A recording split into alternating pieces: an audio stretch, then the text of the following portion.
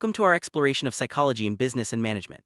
In today's fast-paced corporate world, understanding human behavior is more crucial than ever. Psychology provides the tools to decode what drives individuals and teams, helping managers and entrepreneurs make better decisions. This module introduces the fundamental concepts of psychology, its main disciplines, and how these insights can be directly applied to business practice. We'll also discuss the relationship between psychology and management theory, setting the stage for a deeper dive into how psychological knowledge can enhance workplace effectiveness and organizational success. Every entrepreneur and manager needs a solid understanding of psychology. Why? Because knowing your employees and understanding the roots of your own success often comes down to personality traits and psychological characteristics. In business, psychological knowledge acts as a compass guiding leaders through internal challenges, team conflicts, and the selection of the right people for the right roles. By leveraging psychological diagnostic methods, managers can identify top talent, motivate teams, and address issues like stress or low performance before they escalate. Main objectives of business psychology are clear: to recognize the importance of psychology in business, clarify its subject matter, explain the essence of psychological regulation, and understand the structure of psychological sciences for practical use. By grasping these goals, managers can better utilize their own abilities, foster employee growth, and align psychological insights with business objectives. This foundational knowledge is essential for anyone aiming to lead effectively and create a thriving workplace. Psychology is the scientific study of mental processes and behavior. It explores how people think, feel, and act, both in everyday life and in the workplace. In business, psychology helps us understand not just what people do, but why they do it. This understanding is vital for managers who want to optimize performance, build strong teams, and create a positive work environment. By defining psychology, we lay the groundwork for applying its principles to real-world business challenges. The heart of psychology are psychological phenomena, subjective reflections of objective reality that everyone experiences daily. These phenomena are divided into three main groups: immediate experiences like feelings and perceptions, mediated processes such as thinking, memory, and language, and active relationships with the environment including needs, emotions, interests, motives, and willpower. Understanding these categories helps managers recognize the complexity of human behavior and tailor their leadership approaches accordingly.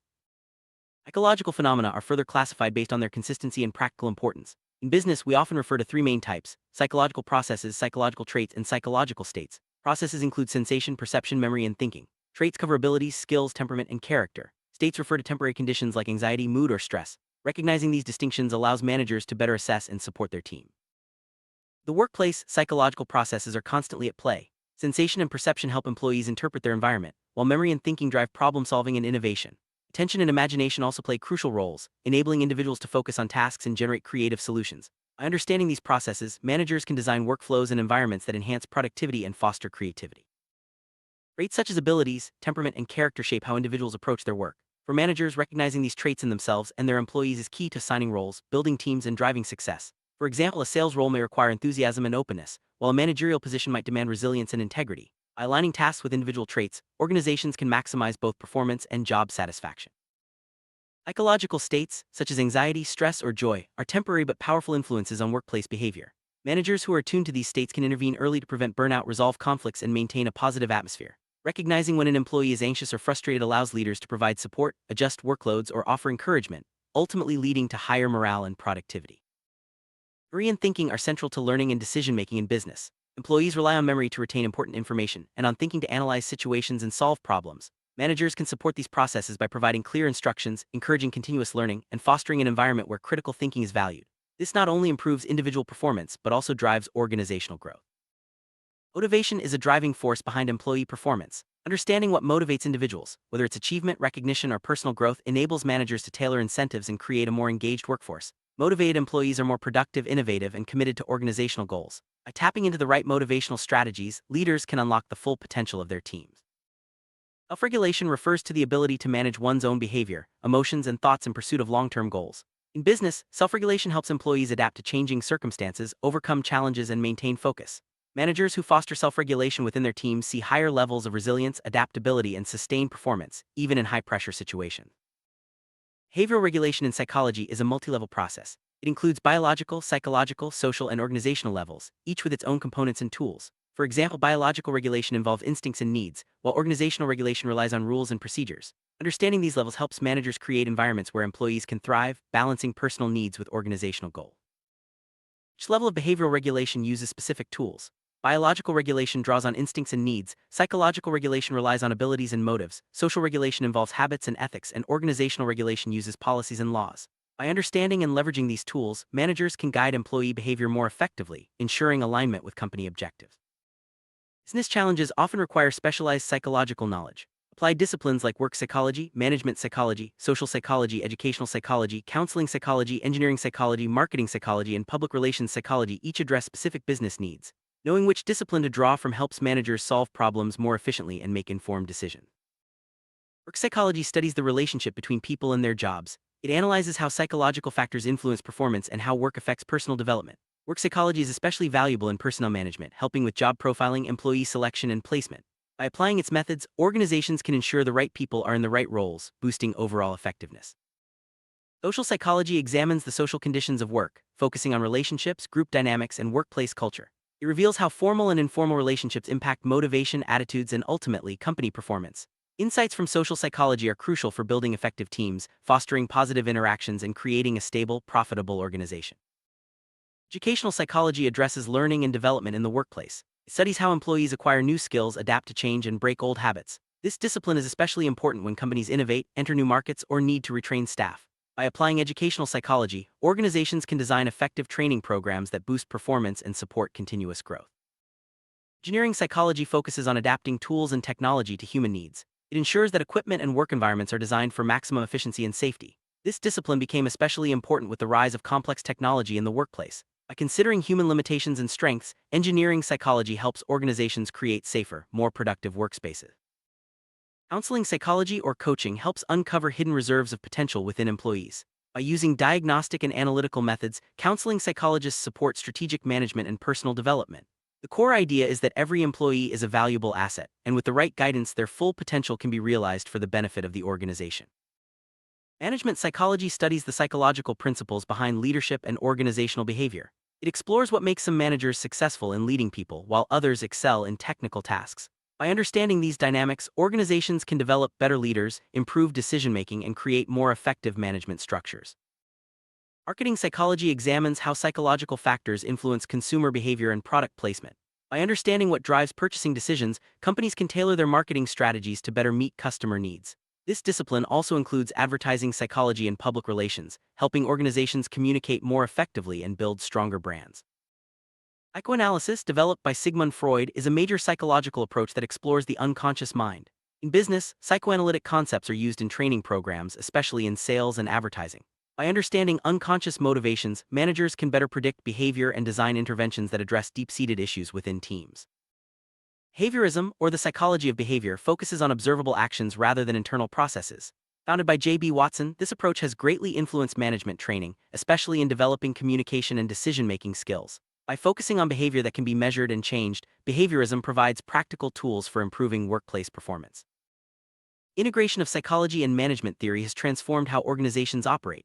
As management evolved to focus on the art of leading, psychological research began to explore what makes leaders effective. This interdisciplinary approach helps managers understand both rational and irrational behaviors, identify motivational factors, and improve overall group performance. Today's managers face complex challenges that require a blend of theoretical and practical knowledge. The demands of modern business call for a synergy between psychological insights and management skills. By adopting an interdisciplinary approach, leaders can better navigate the complexities of human behavior, adapt to change, and drive organizational success. Recap: we've covered what psychology studies, the nature and classification of psychological phenomena, the concept of self-regulation, and the main applied disciplines in business psychology. We've also explored the differences between psychoanalysis and behaviorism, and the vital connection between psychology and management. These insights form the foundation for effective leadership and organizational development. Personality plays a central role in how individuals perform at work. It encompasses inherited traits, learned skills, and qualities shaped by environment and experience. Understanding personality structure helps managers select the right people for specific tasks and develop effective leadership styles. A well-matched personality profile can be the key to achieving business goals. Personality is made up of psychological traits, abilities, willpower, temperament, and acquired knowledge and skills. These components are dynamic, changing, and developing throughout life. For managers, recognizing these elements in employees is essential for effective team building and personal development planning. Research shows that successful managers often possess certain psychological traits: intelligence, adaptability, perseverance, and a strong sense of responsibility. However, the absence of some traits can be compensated by the strengths of team members. This highlights the importance of diversity and complementary skills within a team. Abilities are personal prerequisites for performing specific tasks. Unlike traits, abilities are developed through learning and experience. In management, abilities are assessed using diagnostic methods to ensure the right fit for leadership roles. Both general and specialized abilities contribute to a manager's effectiveness and the overall success of the organization. General abilities, such as intelligence, are essential for all managers, while special abilities are desirable for specific roles. Intelligence, often measured by IQ and EQ, underpins problem solving and social skills. Managers should focus not only on current ability levels but also on their development over time, as both rational and emotional intelligence can change with experience. Intelligence is assessed using standardized tests that measure both rational IQ and emotional EQ components. Rational intelligence is linked to problem solving, while emotional intelligence relates to empathy and social awareness. Both are crucial for effective management, and their levels can fluctuate over a person's career, influenced by age and experience. Studies suggest that the optimal age for managerial roles is between 35 and 45 for men and 40 to 55 for women. During these years, both rational and emotional intelligence are fully developed. After this period, some decline in certain abilities may occur, but experience and emotional stability often compensate, making older managers valuable assets. Different personality types bring unique strengths to the workplace. Understanding these types helps managers assign tasks, build balanced teams, and foster a culture of respect and collaboration. By recognizing and valuing diversity, organizations can leverage the full range of human potential. A manager's personality profile strongly influences their leadership style. Some may be more directive, while others are collaborative or supportive. Understanding one's own personality helps managers adapt their approach to different situations and team needs, leading to more effective leadership and better outcomes. Personality is not static, it evolves over time through experience, learning, and social interaction. Managers should encourage continuous personal development, both for themselves and their teams. By fostering a growth mindset, organizations can adapt to change and remain competitive in a rapidly evolving business landscape. In hiring or promoting employees, it's important to consider both psychological traits and abilities. Using psychological assessments and structured interviews, managers can identify candidates who are not only technically qualified but also a good fit for the company's culture and values. This approach leads to higher retention and better performance. Developing future managers requires a focus on both skill building and personal growth. Training programs should address not only technical competencies but also emotional intelligence, communication, and decision-making. By investing in comprehensive development, organizations ensure a steady pipeline of capable leaders. Emotional intelligence, EQ, is increasingly recognized as a key factor in managerial success. It enables leaders to understand and manage their own emotions, empathize with others, and navigate complex social situations. High EQ leads to better communication, stronger relationships, and more effective conflict resolution. The best managers are lifelong learners. They seek out new knowledge, stay updated on industry trends, and are open to feedback. By modeling a commitment to learning, they inspire their teams to do the same, creating a culture of innovation and adaptability. Effective teams are built on a foundation of trust, clear communication, and complementary skills. Managers play a crucial role in fostering these qualities, ensuring that each team member's strengths are recognized and utilized. By creating a supportive environment, leaders can drive collaboration and achieve outstanding results.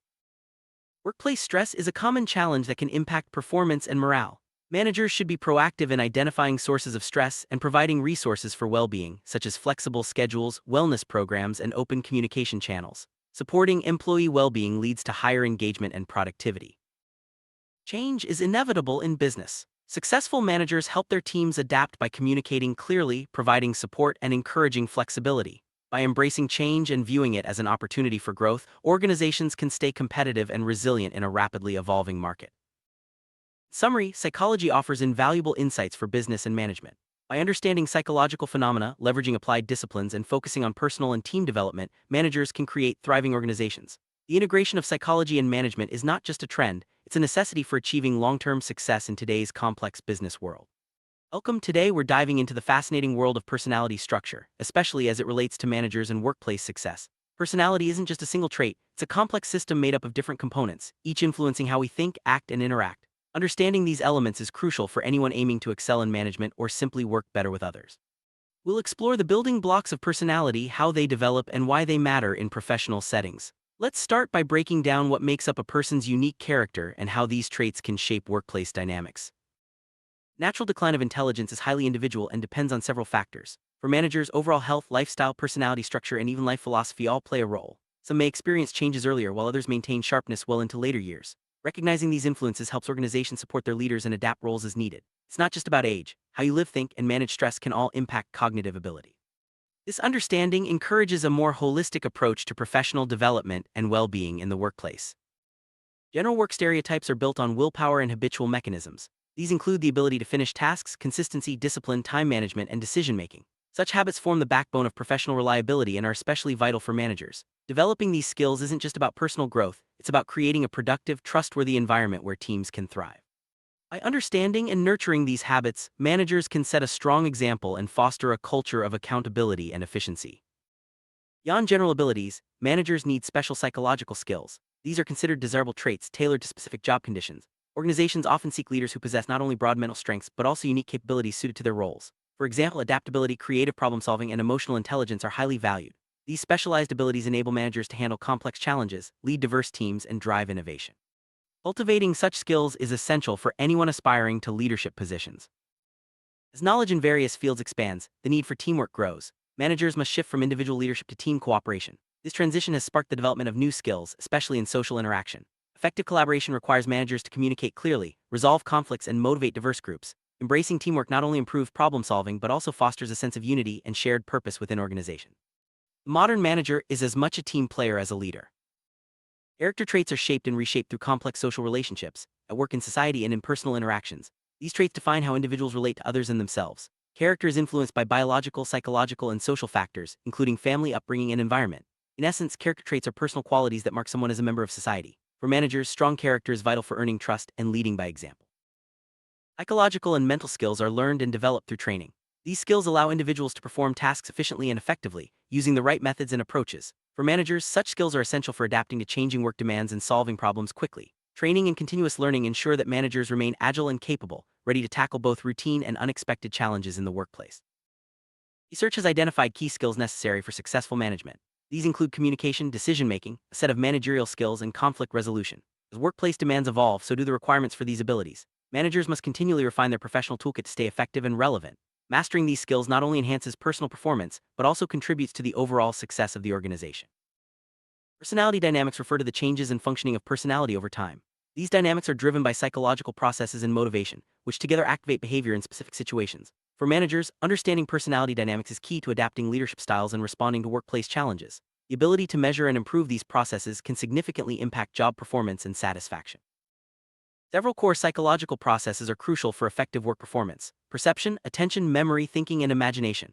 These processes are not isolated, they interact and influence each other, shaping how managers process information and make decisions. Improving these mental functions through training and education can lead to better outcomes in both individual and team settings.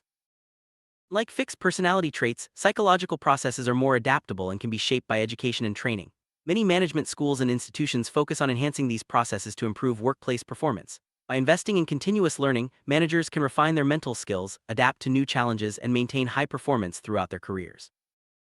Managers' psychological state significantly affects their mental processes and ability to apply skills in real situations.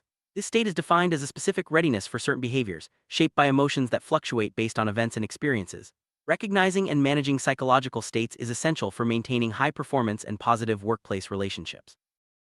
Emotions form the foundation of every psychological state. They can be positive, like joy and enthusiasm, or negative, such as anger, tension, envy, sadness, and fear. The quality and duration of emotions vary, influencing how managers respond to challenges. Short, intense emotional changes are called affects, while longer-lasting moods can shape workplace atmosphere. Managing emotions is crucial for effective leadership.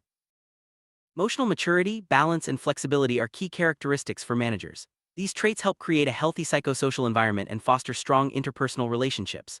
Emotional maturity is measurable and plays a significant role in a manager's ability to lead effectively, handle stress, and inspire confidence among team members. People differ in how they experience and express emotions. Some are quick to react while others are more reserved. These differences create various temperaments, such as those who are emotionally passive and those who are driven to action. Understanding temperament helps managers tailor their approach to different team members, fostering better communication and collaboration. Oldest and most widely used personality typology comes from Hippocrates, who identified 4 types: sanguine, phlegmatic, choleric, and melancholic.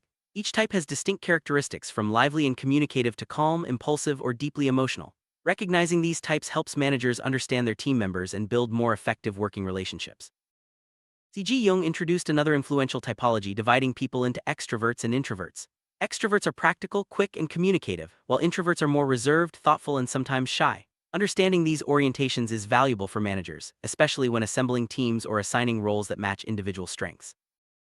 Knowing personality types isn't just theoretical, it has practical applications in hearing and team building.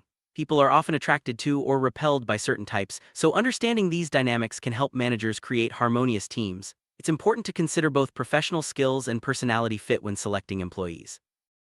A person's qualities, character, and temperament determine who they are. These elements influence behavior, decision-making, and how individuals integrate into work groups. For managers, understanding these aspects is essential for effective leadership and team cohesion. A manager's leadership style is a unique, personality-driven way of organizing and coordinating people to achieve goals. It encompasses leading, planning, organizing, motivating, controlling, and evaluating. Each activity reflects the manager's personal traits, abilities, and approach, forming their distinctive leadership signature.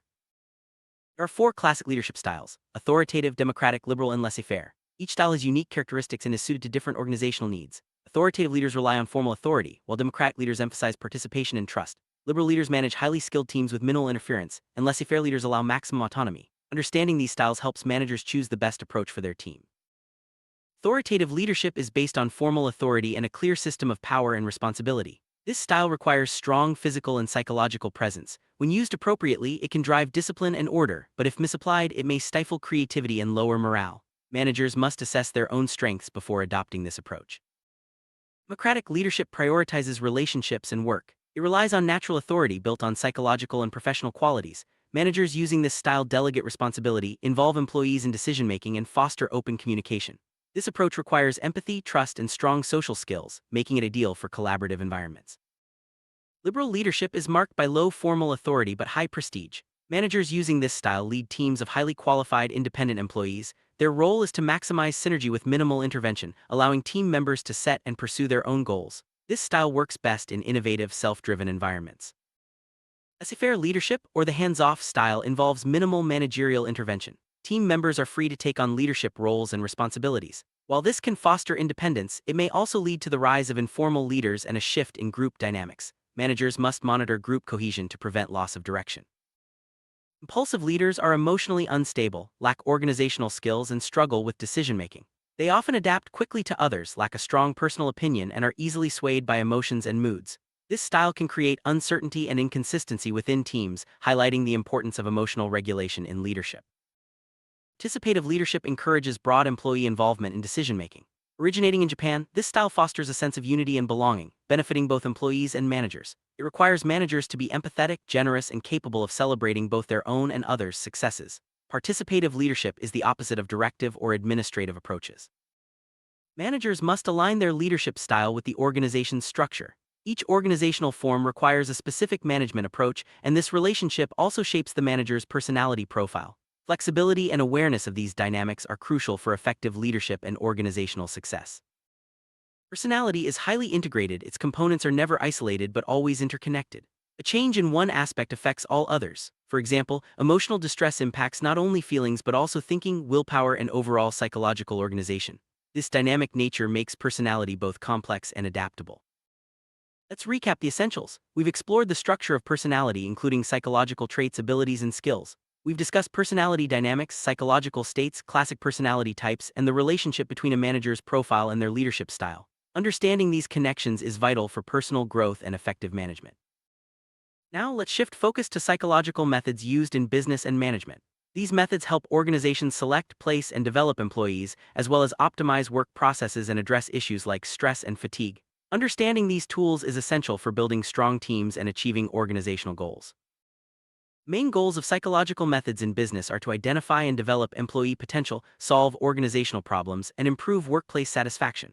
These methods range from basic diagnostic tools to specialized techniques for analyzing job roles and employee fit. Choosing the right method is key to effective human resource management.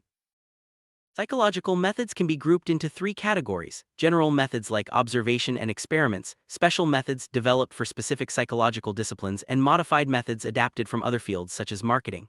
Each serves a unique purpose in understanding and improving workplace dynamics. General methods, such as observation, psychological experiments, and exploratory techniques, are widely used in business. These tools help managers gather valuable information about employee behavior, work habits, and team dynamics. Even simple observation can reveal insights that more complex methods might miss. Observation relies on skills like attentiveness and the ability to notice details and changes in behavior.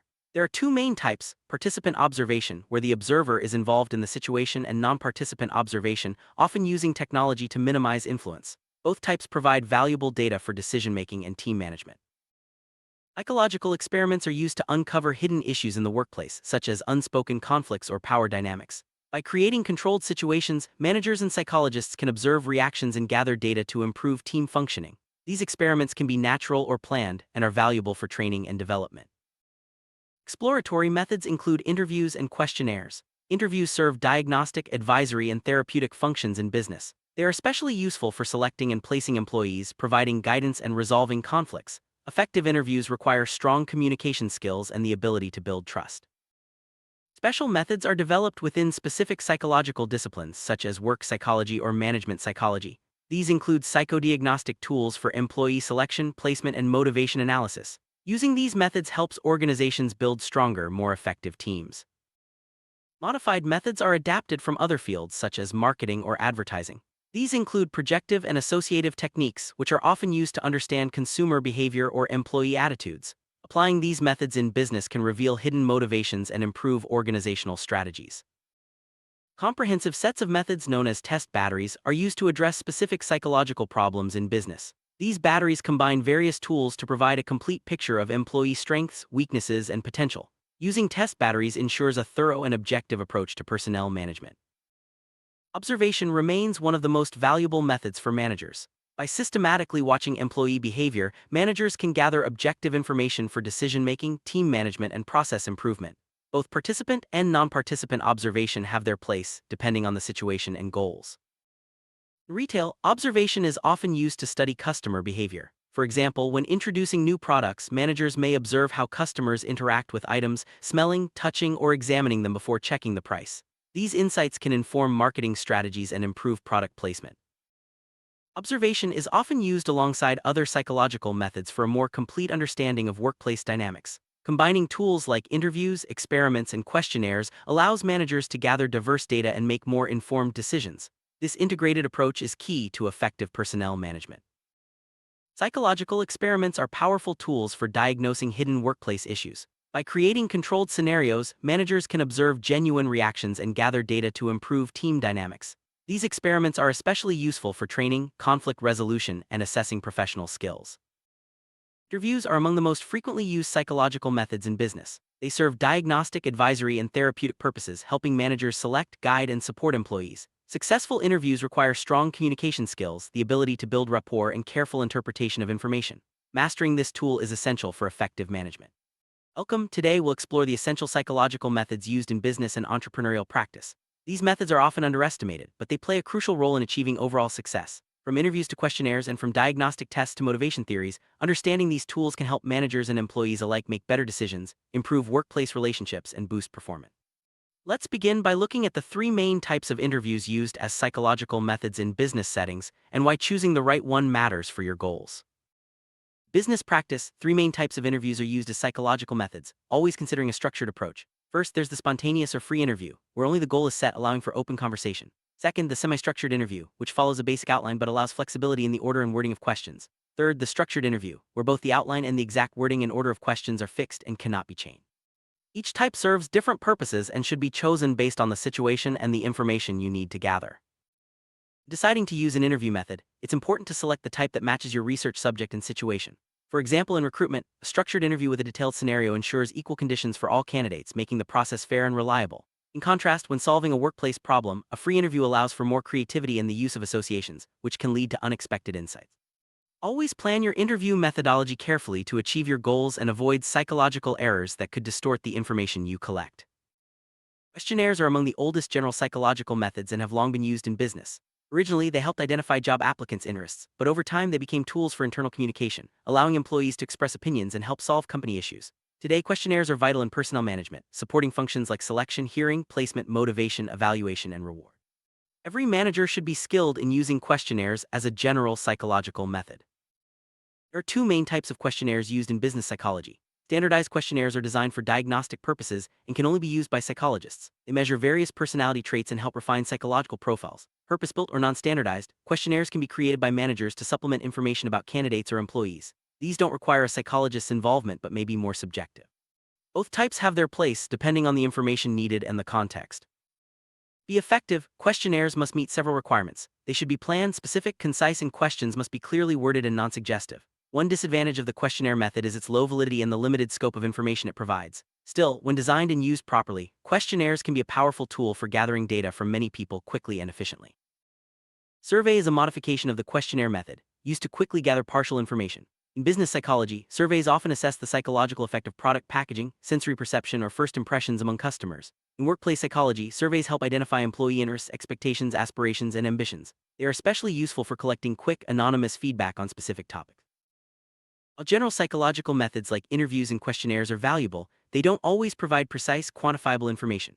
For more accurate measurement of psychological phenomena like personality profiles or mental skills, specific psychological methods are needed. These allow for better quantification, correlation, and comparison with standard data in the field, leading to more reliable results. Specific psychological methods are essential for accurately assessing psychological and mental phenomena in business. For example, to measure an employee's intelligence, general methods like observation or interviews provide only rough estimates. For precise information, several specific psychological tests must be used over time. These tests measure abilities like judgment, attention, and memory, and their results are often expressed as an intelligence quotient, or IQ. Intelligence is commonly defined as a set of abilities, such as reasoning, alertness, and memory, that allow a person to quickly understand and respond to situations. The level of intelligence is usually expressed as an IQ score, with 100 considered average. In business, comparing an individual's IQ to standard values helps determine their suitability for certain roles, but it's important to use multiple methods for a complete picture. Every person is unique, with their own combination of psychological traits, abilities, skills, and energy. Most jobs require different levels of these qualities, and it's the task of specific psychological methods to identify the right personal prerequisites for each role. By doing so, businesses can guide employees toward positions where they are most likely to succeed and feel fulfilled. Specific psychological methods used in business are divided into three main groups: psychodiagnostic methods, analytical methods of work activity, and scaling techniques. Each group serves a different purpose, from diagnosing psychological potential to analyzing work processes and quantifying qualitative data. Let's take a closer look at each group and how they're applied in practice. Psychodiagnostic methods include a wide range of questionnaires and test techniques that assess a person's psychological potential and overall work capability. These methods help determine the match between job requirements and an employee's personality structure and dynamics. They are used not only for assessing current abilities, but also for identifying potential for career growth, causes of underperformance, and sources of stress or conflict. Assessing psychological work capability must consider that mental prerequisites can develop over time. It's also important to evaluate work capability in connection with professional, physical, and socioeconomic characteristics. This requires a complex, interdisciplinary approach, often involving collaboration with other specialists to get a full picture of an employee's suitability for a role. Psychodiagnostic methods can also detect deviations in psychological work capability. These deviations might seem minor at first, but can become significant when the person joins the workforce, affecting not only their performance but also the performance of their colleagues. Early identification allows for targeted adaptation programs to harmonize these traits with the group's values and improve workplace relationships. Some employees may have psychological traits that differ from common norms, such as being overly meticulous, suspicious, inflexible, or lacking empathy and responsibility. While these are not mental illnesses, they can disrupt workplace relationships and group dynamics. Diagnosing and addressing these traits is crucial for maintaining a healthy and productive work environment. Managers often face tough choices. Should they hire a highly skilled but psychologically unstable employee, or a less skilled but emotionally balanced one? Most choose the latter, as problematic employees can harm team morale and productivity. Psychodiagnostic tests help managers make informed decisions by providing deeper insights into candidates' psychological profiles. Analytical psychological methods of work activity emerged from the need to analyze job tasks and behavior to optimize working conditions and improve performance. These methods are widely used in job profiling, helping businesses understand the demands of each role and the best ways to support employee success. Descriptive methods analyze work activity in terms of time, movement, workplace relocation, and ergonomic requirements. By breaking down each task, businesses can identify inefficiencies and areas for improvement, leading to better workflow and increased employee satisfaction. Active methods include techniques like the ASC method, observation, risk minimization, communication tests, and satisfaction surveys. These are often used together in a psychological package to uncover hidden internal factors that affect work performance, such as management style, communication, and company culture. Special methods are used mainly for analyzing work results in critical situations. They help set optimal procedures for specific tasks and are incorporated into job profiles. Examples include studying company documents, analyzing work outcomes, and evaluating employee readiness and capability. One special method involves analyzing available company documentation, technical, economic, organizational, and personnel records to address psychological issues like turnover, declining performance, or poor decision-making. This method provides valuable context for understanding workplace challenges and developing effective solutions. Methods that analyze work outcomes focus on both the quality and quantity of employee output. These insights reveal personal traits, skills, attitudes, motives, and interests, which can be used to create job profiles, set performance standards, and design evaluation systems. Work activity analysis methods determine the demands placed on employees. These methods require collaboration between psychologists and other experts, as they must consider psychological, economic, technical, social, and anthropological factors. This comprehensive approach ensures that all aspects of the job are addressed. The Workday Snapshot method focuses on analyzing a manager's activities throughout the day. It helps identify competencies, optimize communication, and balance operational and strategic tasks. However, it doesn't analyze the employee's psychological state at different times, which is a limitation of this method. Research shows that employees have different performance types. Some are most productive in the morning, others in the evening. Understanding these patterns helps businesses schedule tasks more effectively and maximize overall productivity. This insight has led to the development of new disciplines like time management for managers.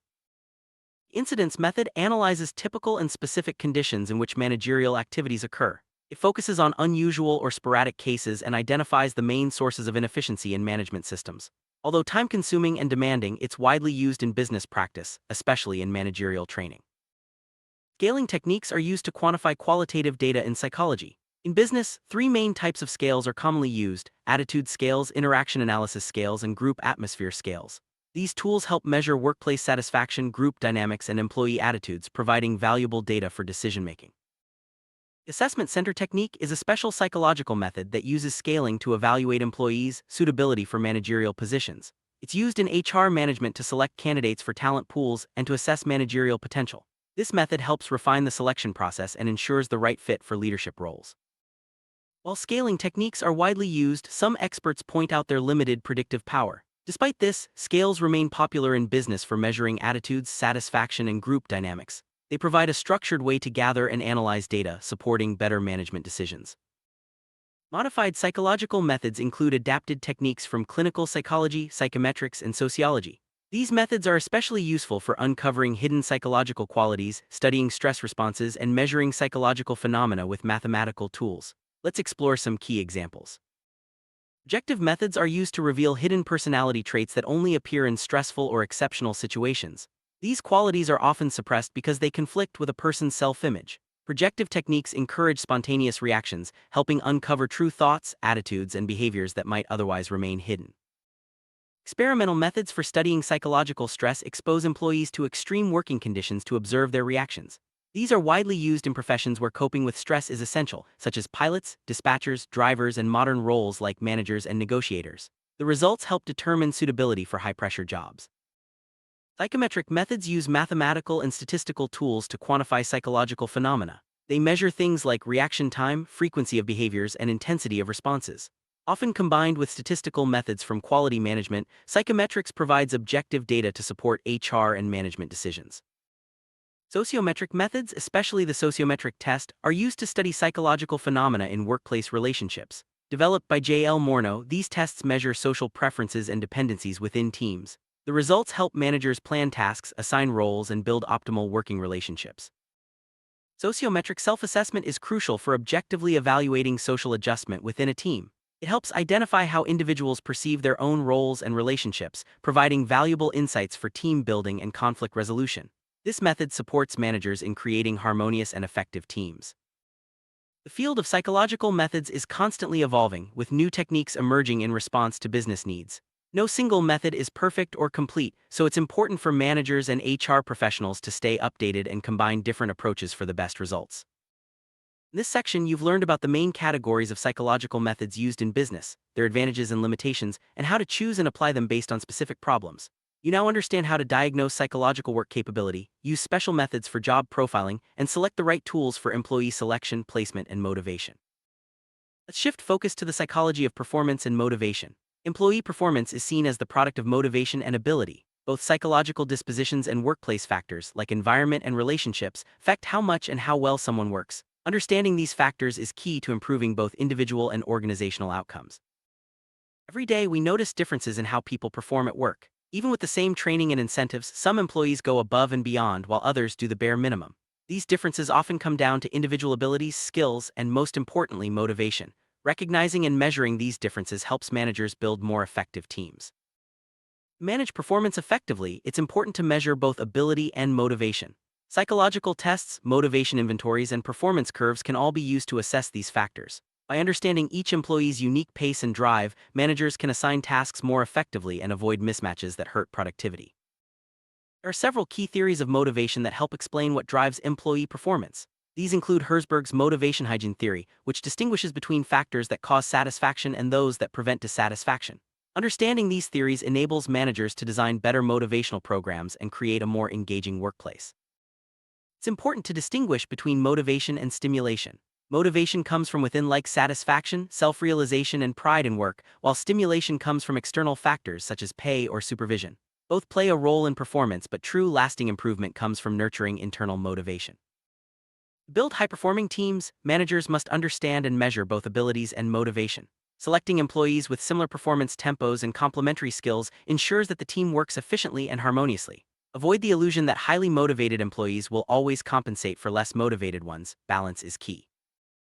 Summary: psychological methods are invaluable tools for business success. From interviews and questionnaires to advanced diagnostic and motivational techniques, these methods help managers select the right people, optimize processes, and create motivating environments. By understanding and applying these tools, you can unlock higher performance and satisfaction for both individuals and organizations. Welcome. Today we're diving into the fascinating world of work performance and motivation. Have you ever wondered why some teams thrive while others struggle, even with similar resources? The answer often lies in the subtle psychological differences between employees, which can lead to conflicts and impact group productivity. Understanding these differences is key for managers and team members alike.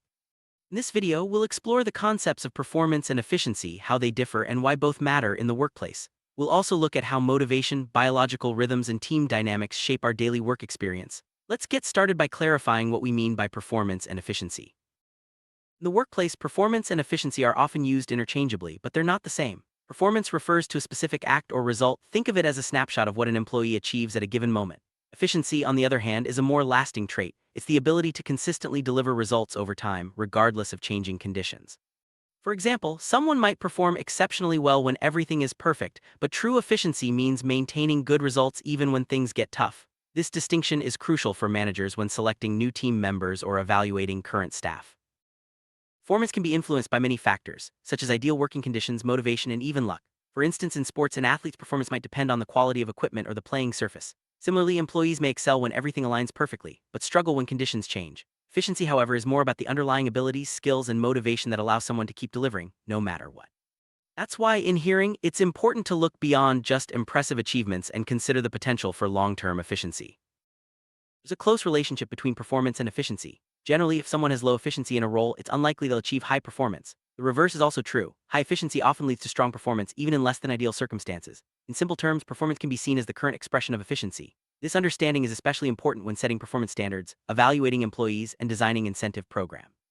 Managers need to decide whether to prioritize candidates with proven high performance or those with the potential for consistent efficiency. Let's consider a practical example. In sports like tennis, a player's performance can depend on factors like the racket's string tension or the court surface. High-performing players shine in ideal conditions, but it's rare to always have such perfect circumstances at work. That's why efficiency, being able to deliver solid results regardless of the situation, is often more valuable in the long run. Managers must weigh these factors when building teams, aiming for a balance that supports both immediate results and sustained success. The relationship between performance and efficiency isn't always straightforward. Sometimes, an employee with average efficiency suddenly achieves outstanding results, while a high performer may unexpectedly struggle. Psychologists call this phenomenon burnout, when someone's mental resources are depleted, leading to a drop in both performance and efficiency. Understanding these fluctuations helps organizations set realistic standards, evaluate employees fairly, and create strategies to boost long-term efficiency without risking burnout. Manage teams effectively. It's essential to set clear performance standards. These standards help define what's expected and provide a basis for evaluating and motivating employees. However, it's important to recognize that increasing efficiency doesn't always lead to higher performance, and pushing for higher performance can sometimes exhaust employees' mental resources. Striking the right balance is key to maintaining a healthy, productive workplace.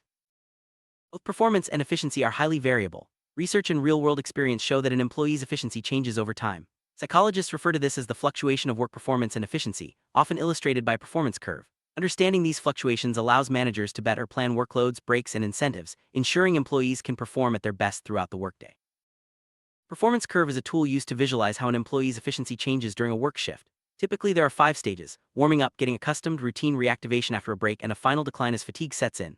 Each stage is influenced by psychological and physiological factors. By analyzing these stages, managers can better understand when employees are most productive and when they need support or rest. First stage of the performance curve is warming up. At the start of a shift, employees gradually get into the rhythm of work. This stage's length depends on how quickly someone adapts and their mental state. As employees settle in, their efficiency slowly rises. Managers can support the stage by providing clear instructions and a positive atmosphere, helping employees transition smoothly into their tasks. Once employees have warmed up, they enter the stage of getting accustomed. Here, tasks become more automatic and efficiency stabilizes. Employees feel more comfortable and confident, allowing them to maintain a steady pace. This stage is ideal for tackling complex or important tasks as employees are operating at their best. Managers should encourage focus and minimize distractions during this period. As the shift progresses, employees enter the routine stage. Here, efficiency may start to decline slightly as fatigue sets in. Repetitive tasks can lead to boredom or loss of focus, and physical or mental tiredness becomes more noticeable. Managers should watch for signs of fatigue and consider introducing short breaks or task variety to help employees stay engaged and productive.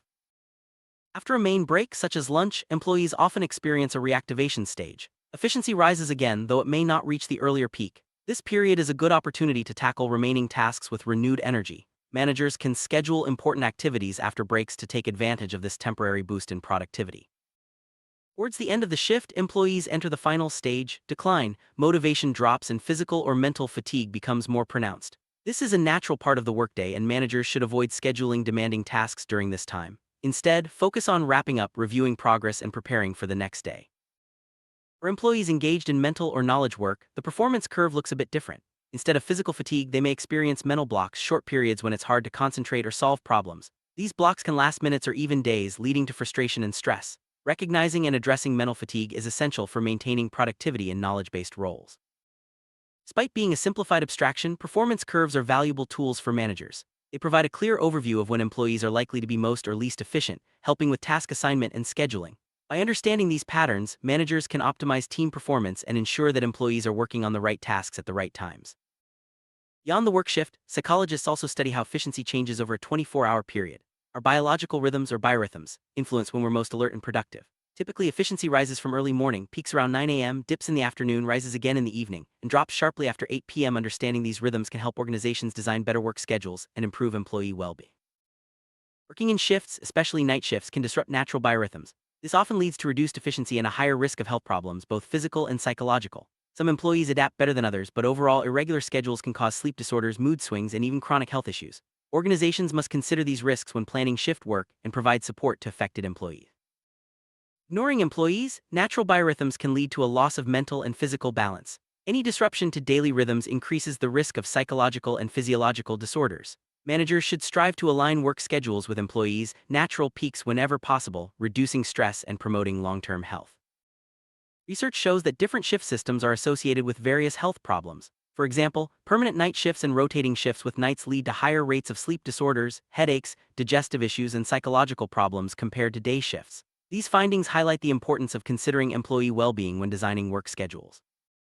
People can be grouped by their biorhythms. Owls are most productive in the evening, larks in the morning, and arrhythmics have no clear pattern. About 30% are owls, 20% are larks, and 50% are arrhythmic. Recognizing these differences helps managers assign tasks and shifts that match employees' natural strengths, boosting overall team performance. Setting the wrong performance standards can damage workplace relationships. For example, in teams with high standards, low performers may feel stressed and frustrated, while high performers may become critical or uncooperative. In teams with low standards, high performers may feel bored or undervalued, while low performers may become complacent. These dynamics can lead to conflict, reduced motivation, and even turnover.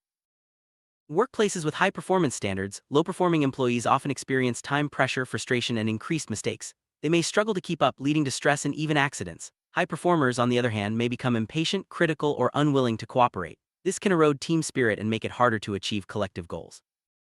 In environments with low performance standards, both high and low performers face challenges. Low performers may become complacent, focus on maintaining the status quo, and resist change. High performers may feel bored, unappreciated, or even seek employment elsewhere. These issues can lead to internal conflicts, lack of innovation, and a decline in overall productivity. Interestingly, in both high and low standard environments, it's often the high performers who leave first. When their needs for challenge, recognition, or self-fulfillment aren't met, no amount of financial reward can compensate. This highlights the importance of aligning team composition and performance norms to keep top talent engaged and satisfied. To avoid these problems, it's crucial to assemble teams with similar levels of efficiency. This ensures that everyone can contribute equally, reducing conflict and promoting collaboration. Managers should pay special attention to team composition during the hiring process, aiming for a balance that supports both individual and group success. Changes in individual performance can often be influenced by short-term measures, such as adjusting work schedules or providing extra breaks. However, changes in efficiency require a longer-term approach, involving ongoing support, training, and improvements to working conditions. Managers must recognize the difference and plan accordingly. Motivation is a dynamic part of our personality, influencing how much effort we put into our work. It can vary over time and is shaped by both internal factors like personal goals and external factors such as workplace atmosphere. High motivation can help employees overcome obstacles, while low motivation can limit even the most talented individuals. Understanding what drives motivation is essential for managers aiming to boost team performance. Employees can be grouped based on their abilities and motivation. High ability, high motivation, high ability, low motivation, low ability, high motivation, and low ability, low motivation. The first group are high performers who adapt quickly and inspire others. The second group may be talented but lack drive, often needing encouragement. The third group are enthusiastic but may lack the skills needed, requiring guidance. The last group can handle only simple tasks and need close supervision. Mix of motivation and ability within a team affects overall performance. Highly motivated, skilled employees set the pace and encourage others. Those with low motivation can drag the team down, while those with high motivation but low skills may require extra support. Managers must recognize these dynamics and tailor their approach to maximize each employee's contribution. Motivation isn't fixed, it evolves as employees' needs, interests, and goals change. It can also be influenced by the work environment, team culture, and leadership style. Managers should regularly assess motivation levels and adapt their strategies to keep employees engaged and driven. Motivational programs are essential tools for managers. They reflect the company's values and goals and must be tailored to the specific needs of employees. Effective programs consider factors like job conditions, team structure, management style, and employee feedback. Regular updates ensure these programs remain relevant and impactful.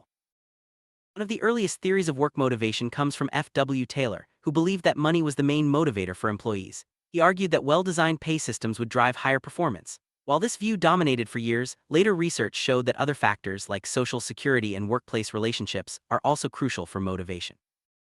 Taylor's focus on money as the sole motivator faced criticism. Psychologists like J.A.G. Brown argued that work is fundamentally social, serving not just to produce goods but also to build relationships. Today, we recognize that factors like social insurance, support, and a sense of belonging play a major role in motivating employees. Abraham Maslow's famous hierarchy of needs explains that people are motivated by a series of needs, from basic physical needs to self-actualization. In the workplace, this means employees seek not just a paycheck, but also security, social acceptance, recognition, and opportunities for personal growth. Managers can use this model to design more effective motivational strategies.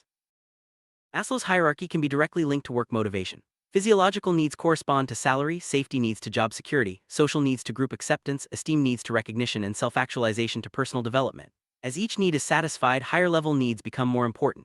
Managers should strive to address all levels to keep employees motivated. David McClelland identified 3 key motivational needs: the need for power, the need for affiliation, and the need for achievement. Employees with a strong need for power are often direct and energetic, while those seeking affiliation value relationships. Those driven by achievement strive for success. Understanding these needs helps managers tailor their approach to individual employees. Both Maslow and McClelland acknowledge that conflicts can arise when employees' needs aren't met. In such situations, people may react in different ways, sometimes withdrawing or becoming confrontational. Recognizing and addressing these needs can prevent conflicts and foster a more harmonious workplace. Douglas McGregor proposed 2 contrasting views of employees. Theory X assumes people dislike work and need strict supervision, while Theory Y sees employees as self-motivated and responsible. The chosen management style influences motivation and performance. Modern managers often blend both approaches, adapting to the needs of their teams. J.S. Adams introduced the equity theory, which focuses on fairness in the workplace. Employees compare their efforts and rewards to those of others. If they perceive an imbalance, they may reduce their effort or seek other forms of compensation. Ensuring fairness in rewards and recognition is vital for maintaining motivation and trust within teams. Expectancy theory, developed by Porter, Lawler, and Vroom, suggests that employees are motivated when they believe their efforts will lead to valuable outcomes. The perceived value of the goal and the likelihood of achieving it drive motivation. Managers can use this theory to set clear goals, provide feedback, and align individual and organizational objectives. Cultural factors also play a significant role in shaping motivation. Employees' values, beliefs, and expectations are influenced by their cultural background, which affects how they respond to incentives and management styles. Managers should be aware of these differences and adapt their motivational strategies to fit the cultural context of their teams. Recently, economists have joined psychologists and managers in studying work motivation. The economic theory of motivation views employees as rational actors who balance work and leisure to maximize satisfaction. While money is important, it's not the only motivator. Personal fulfillment, recognition, and work-life balance also matter. This holistic approach helps organizations retain talent and stay competitive. According to economic theory, employees seek a balance between work, consumption, and leisure. Higher wages can motivate longer work hours, but only up to a point. Eventually, employees value their free time more. Managers should recognize this balance and offer flexible schedules or additional benefits to keep employees satisfied and motivated. Summary: achieving high performance at work is a complex process influenced by efficiency, motivation, biological rhythms, and team dynamics. Managers play a crucial role in setting the right standards, supporting employees, and designing motivational programs that address both individual and organizational needs. By understanding these factors and applying the right strategies, organizations can create a thriving, productive workplace where everyone has the opportunity to succeed. Welcome. Today we're diving into the fascinating world of work motivation. What drives people to perform at their best? How do organizations create environments where employees feel inspired and satisfied? We'll explore key theories, practical tools, and the psychological factors that shape workplace performance. By understanding what motivates us both as individuals and as teams, we can unlock higher productivity, better well-being, and a more positive work culture.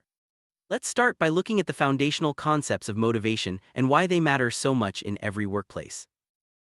One of the most influential models in understanding workplace motivation is Herzberg's two-factor theory. This theory divides workplace factors into two groups: motivators and satispheres. Motivators such as achievement and recognition primarily influence performance and effort. Satispheres like salary and job security mainly affect job satisfaction. Herzberg's model helps managers design better motivational programs by focusing on what truly drives employees. Let's break down these two groups and see how they interact in the real world.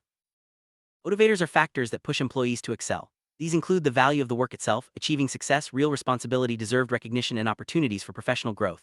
When these motivators are present, employees are more likely to put in extra effort and reach higher levels of performance. They feel their work is meaningful and that their contributions matter. This sense of purpose is a powerful force in any organization.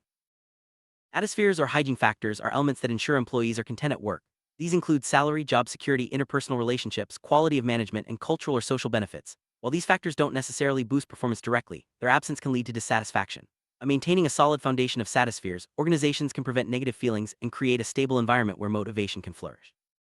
Herzberg's inventory of motivational factors remains a valuable tool for managers today. By identifying which motivators and satispheres are most relevant to their teams, leaders can craft tailored motivational programs. This approach helps address both the drive for achievement and the need for job satisfaction, resulting in a more engaged and productive workforce. Motivational programs in organizations can take several forms. There are individual programs, which focus on boosting the motivation of specific employees, and group programs, which target entire teams. Sometimes a combination of both is used to address the unique needs of a workplace. The key is to understand the values, needs, and aspirations of those involved, ensuring that the program resonates on a personal and collective level. Individual motivational programs are designed for employees who need a personal boost. These programs consider the employee's value system, needs hierarchy, lifestyle, and motivational profile. By tailoring incentives and support to the individual, organizations can help employees reach their full potential and feel truly valued. Group motivational programs focus on teams or work groups. These programs are built around shared values, needs, interests, and ambitions. By fostering a sense of unity and collective purpose, organizations can enhance group motivation and drive better results. Team-based rewards and recognition play a big role in these programs. In many workplaces, it's hard to draw a clear line between individual and group motivation. That's why combined motivational programs are often used. These programs blend personal and team incentives, ensuring that both individual achievements and group successes are recognized and rewarded. This balanced approach helps maintain motivation at all levels. Create effective motivational programs. It's essential to analyze the motivation and motives present in the organization. This involves understanding what drives employees, what their motivational profiles look like, and which factors are most influential. By gathering this information, managers can design programs that truly resonate and drive lasting engagement. Motivational profile is a relatively stable structure that characterizes an employee's personality, goals, and aspirations. It reflects the motives that drive their work behavior and is shaped by both internal and external factors. Understanding these profiles allows organizations to tailor their motivational strategies more effectively. It's important to distinguish between motivation and stimulation. Motivation is the internal drive that pushes employees to act, while stimulation refers to external incentives or stimuli that influence behavior. Both play crucial roles in shaping workplace performance, but they require different approaches and tools. Not every external stimulus becomes a true motivator. For a stimulus to transform into a motive, it must align with the employee's value system and personal needs. This transformation is complex and influenced by individual characteristics, aspirations, and the work environment. Understanding this process helps organizations design more effective incentives. Stimulation in the workplace can be positive or negative. Positive stimulation focuses on rewards, praise, and recognition, encouraging employees to strive for success. Negative stimulation, on the other hand, relies on the threat of failure or punishment, such as reprimands or loss of position. Both methods can influence behavior, but positive stimulation is generally more effective for long-term motivation. Material incentives are tangible rewards given to employees for their performance. These include salaries, bonuses, profit sharing, and other financial benefits. Material incentives can be powerful motivators, especially when they are perceived as fair and directly linked to individual or group achievements. Some material incentives work indirectly, such as funding for education or providing company housing. These benefits support employees' personal and professional development, contributing to long-term satisfaction and loyalty. Indirect incentives can be just as important as direct financial rewards in building a motivated workforce. Organizations often offer a range of social benefits, such as extra insurance, company loans, or special perks. These benefits, sometimes called the cafeteria system, help employees feel valued and secure. They also contribute to a positive organizational culture and can be a deciding factor in employee retention. Giving employees more autonomy and delegating responsibilities can be a powerful motivator. When employees have the right to self-control and greater independence, they feel trusted and empowered. This leads to higher engagement, creativity, and a stronger sense of ownership over their work. Moral recognition, such as public praise or awards for loyalty, can have a significant impact on motivation. These forms of recognition acknowledge employees' dedication and reinforce positive behaviors. Over time, they help build a culture of appreciation and commitment. Many organizations implement systems that reward long-term loyalty and seniority. These systems recognize employees' years of service and encourage them to stay with the company. By valuing experience and commitment, organizations foster a stable and motivated workforce. Building strong relationships between supervisors and employees is crucial for motivation. Open communication, trust, and mutual respect create an environment where employees feel supported and valued. These positive relationships are the foundation of a healthy workplace culture. The effectiveness of different incentive tools varies among employee groups. What works for one person or team may not work for another. That's why it's important to regularly assess and adapt motivational strategies to fit the unique needs of each group within the organization. According to Gagné and Fleshman, work performance is determined by both abilities and motivation. This equation highlights the importance of not only hiring skilled employees but also ensuring they are motivated to perform at their best. Balancing these two components is key to organizational success. Performance levels can fluctuate throughout a work shift. Understanding these patterns helps managers schedule tasks more effectively and provide support when employees are most likely to experience dips in energy or focus. Recognizing and respecting these natural rhythms can lead to better productivity and well-being. Mental blocks are changes in psychological processes that affect performance. These can manifest as difficulty concentrating, reduced creativity, or emotional barriers. Identifying and addressing mental blocks is essential for maintaining high performance and supporting employee well-being. Satospheres primarily influence job satisfaction rather than effort or performance. Ensuring that employees have a positive work environment, fair compensation, and supportive relationships is crucial for maintaining satisfaction and preventing turnover. Adams' equity theory suggests that employees feel a sense of injustice if there's an imbalance between their input and the rewards they receive. This perception can lead to dissatisfaction and decreased motivation. Maintaining fairness and transparency in reward systems is essential for a motivated workforce. If organizations ignore the criterion of equal performance when assigning tasks, problems can arise. Employees may feel unfairly treated, leading to conflicts, reduced morale, and lower productivity. It's important to match tasks to individual capabilities and ensure fair workload distribution. Many factors influence employee performance, including motivation, skills, work environment, and management style. Identifying and prioritizing these factors helps organizations focus their efforts on what truly drives results. Understanding the theoretical foundations of work motivation is essential for designing effective programs.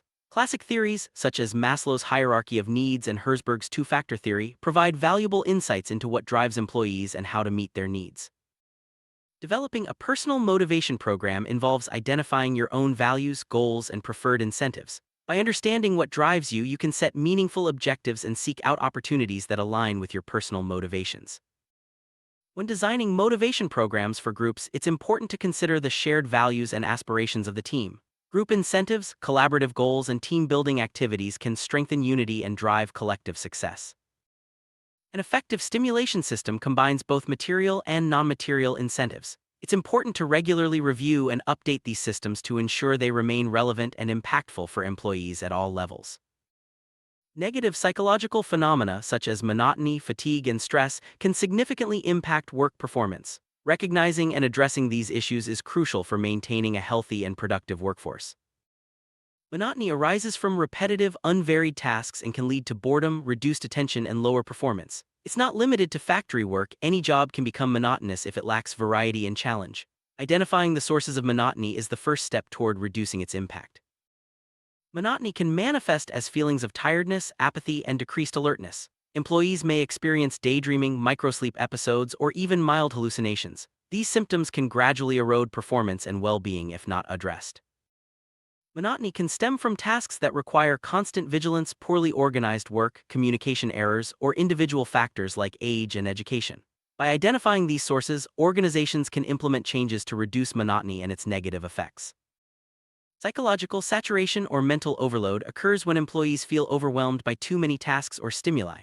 Unlike monotony, it's less tied to repetitive tasks and more to the sheer volume and variety of work. Symptoms include irritability, fatigue, and a tendency to avoid or postpone tasks. Techniques like autosuggestion, self-regulation, meditation, and stretching exercises can help manage psychological saturation. Encouraging employees to take breaks and vary their tasks can also reduce the risk of overload and improve overall well-being. Fatigue is a major factor that negatively affects performance. It can be physical, general, or psychological. Physical fatigue results from bodily exertion, while psychological fatigue stems from mental overload. Both types can combine and lead to decreased productivity and increased risk of errors. Fatigue can be measured using various scales and physiological indicators. Tools like the Nitsch and Barton-Werfer scales help quantify psychological fatigue, while devices like ergographs measure physical fatigue. Regular assessment helps organizations intervene before fatigue becomes chronic.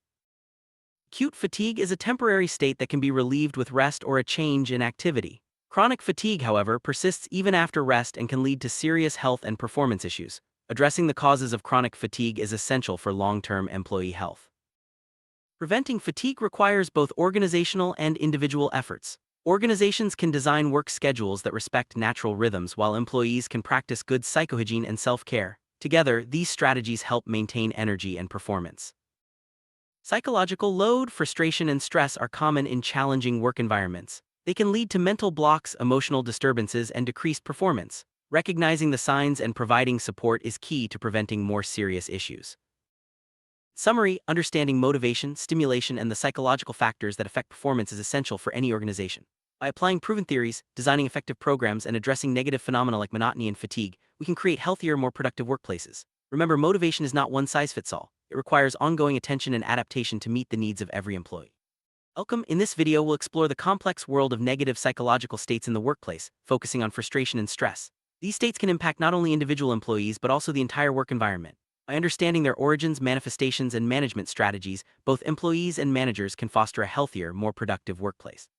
Let's begin by defining what negative psychological states are and why they matter in professional settings. Frustration arises when an employee encounters an obstacle that blocks the achievement of a set goal. This obstacle triggers a strong internal urge to remove it and continue working toward the objective. Employees often experience frustration as an inner need to overcome whatever is hindering their work activity. Recognizing this feeling is the first step in addressing it effectively. Obstacles causing frustration can be external or internal. External obstacles might include lack of time or resources, while internal obstacles could be personal limitations such as lacking a particular skill.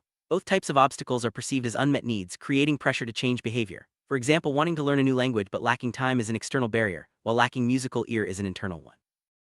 External obstacles are often easier to remove than internal ones. For instance, finding more time can be managed, but overcoming a lack of innate ability may require ongoing effort. Internal barriers like insecurity or fear of ridicule can become active whenever you face a challenging task. Reflecting on how you've overcome or failed to overcome such barriers can provide valuable insights.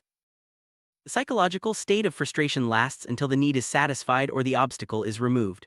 The source of frustration might be another person or something within oneself, such as a lack of education or skills. Identifying the root cause is crucial for overcoming frustration quickly and effectively.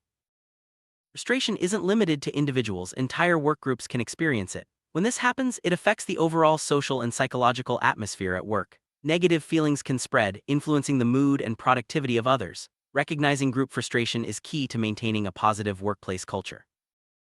Employees and managers typically respond to frustration in 4 ways: aggression, regression, repression, and compensation. These reactions can follow one another in sequence. Aggression involves trying to remove the obstacle, regression means retreating, repression is actively suppressing the obstacle, and compensation is finding a way around it. Understanding these reactions helps in managing frustration constructively. Frustration always brings negative emotions. While these feelings start with the frustrated employee, they often spread throughout the work environment, affecting others. This ripple effect can lead to a broader psychological impact, making it important to address frustration early. The most frequent feelings accompanying frustration include a sense of failure, dissatisfaction, injustice, envy, and misunderstanding. These emotions can undermine motivation and teamwork, making it harder for employees to perform at their best. Long-term psychological strain or frustration can lead to stress. Stress is one of the oldest studied problems in psychology and has been linked to workplace accidents and safety issues. Understanding the connection between frustration and stress is vital for prevention. In the past, certain personality traits were thought to protect people from stress, such as openness, high self-esteem, and self-control. However, recent research shows that stress is highly individual and not strictly linked to personality type. Both introverts and extroverts can be equally vulnerable, depending on their self-evaluation and self-reflection. Today, stress is studied as a complex phenomenon, integrating both mental and physical aspects. This holistic approach recognizes that stress responses are unique to each person and management strategies must be tailored accordingly. Understanding this helps organizations create more effective support programs. Stress is characterized as a demanding situation that requires extraordinary activation of a person's self-regulation system. It involves both psychological and physical pressure, which can alter mental and physiological states. Importantly, stress does not usually cause organic damage, but it can lead to significant psychosomatic changes. Physical and physiological symptoms of stress include headaches, chest tightness, heart palpitations, loss of appetite, stomach pain, frequent urination, muscle pain, migraines, skin rashes, and vision problems. Recognizing these symptoms early can help in managing stress before it escalates. Emotional signs of stress include rapid mood swings, excessive worry about minor issues, low empathy, preoccupation with physical health, daydreaming, withdrawal from social interaction, fatigue, and irritability. These emotional changes can impact both personal well-being and workplace relationships. Behavioral symptoms of stress are also important to recognize. These include indecisiveness, constant complaining, increased risk of accidents, declining work quality, avoidance of tasks, increased use of alcohol or tobacco, overeating or loss of appetite, sleep disturbances, and a significant drop in productivity. It's crucial to quickly and accurately identify the onset of psychological strain, frustration, and stress in employees. Even if these states begin with one person, their social and psychological impact can spread widely, affecting the entire team or organization. Several methods are commonly used in the workplace to prevent negative psychological states like monotony, fatigue, mental overload, frustration, and stress. These include work-rest models, flexible working hours, healthy lifestyle choices, self-education, and maintaining positive interpersonal relationships. Targeted motivational programs, evaluation systems, and career planning can help strengthen feelings of satisfaction, success, usefulness, happiness, and inner harmony. These positive emotions are essential for maintaining psychological health at work. Actively using free time and engaging in relaxation techniques are important tools for preventing negative psychological states. Activities outside of work can help employees recharge and maintain a healthy work-life balance. Comprehensive, systematic approach to preventing and eliminating negative psychological states is known as an anti-stress program. Such programs are based on a thorough analysis of the work environment, allowing for the identification of primary and secondary stressors and the adaptation of suitable models and procedures. One effective method within anti-stress programs is coping behavior, also known as COPINK. This involves 3 steps: primary assessment of the stress situation, secondary assessment to choose a strategy, and evaluation of the chosen strategy's effectiveness. This structured approach helps employees manage stress proactively. Effective anti-stress programs also address the use of free time, since many stressors originate outside the workplace. Incorporating various forms of active rest, sleep, and targeted relaxation is essential for comprehensive stress management. To summarize, negative psychological states in the workplace, such as monotony, fatigue, overload, frustration, and stress, can be identified, understood, and managed. Recognizing their differences and manifestations is the first step toward effective prevention and intervention. Now, let's shift our focus to the psychology of marketing and trade. This area applies psychological knowledge to the external business environment, especially in market research and the sale of products and services to customers and clients. The main goals of marketing psychology are to clarify its subject and importance for business practice, teach correct use of psychological methods in market research, and explain the psychological context of buying and selling. Understanding these goals helps businesses create effective marketing strategies. A core part of marketing psychology is understanding consumer behavior. This involves analyzing the psychological factors that influence how people make purchasing decisions, including needs, attitudes, interests, values, aspirations, and expectations. Marketing psychology focuses on group consumer behavior and how it can be shaped through various techniques. Trade psychology, on the other hand, studies the highly individual nature of buying and selling, often tied to specific products, services, or experiences. The act of buying involves direct contact between the seller and the consumer. This interaction includes perception, thinking, memory, verbal and nonverbal communication, attention, and emotional tuning, especially on the part of the seller. Consumer behavior theory analyzes both individual and group buying behavior. In marketing, group behavior is especially important as it can be influenced by advertising and other communication tools. Understanding group dynamics is essential for effective marketing. Group pressure can strongly influence consumer behavior. People may buy products to fit in with a group even if those products don't meet their personal needs. Cohesion within a group can also drive purchasing decisions, sometimes against individual preferences.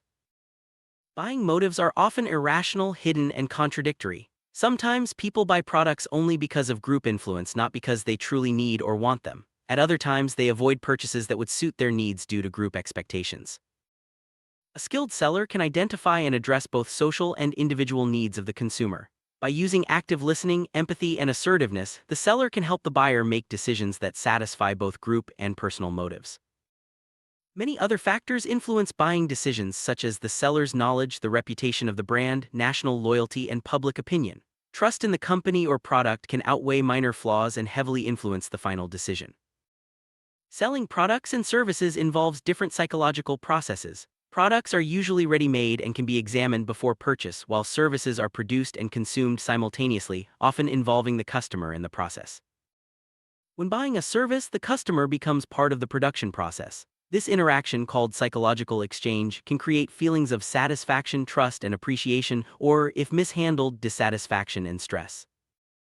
The distinction between a client and a customer is both psychological and economic. Clients are more involved in the service process and often feel valued and appreciated, while customers may have a more transactional relationship with the company. Companies can benefit from building strong client relationships, not just focusing on transactional customers. This approach fosters loyalty, trust, and long-term engagement, which are valuable for business growth.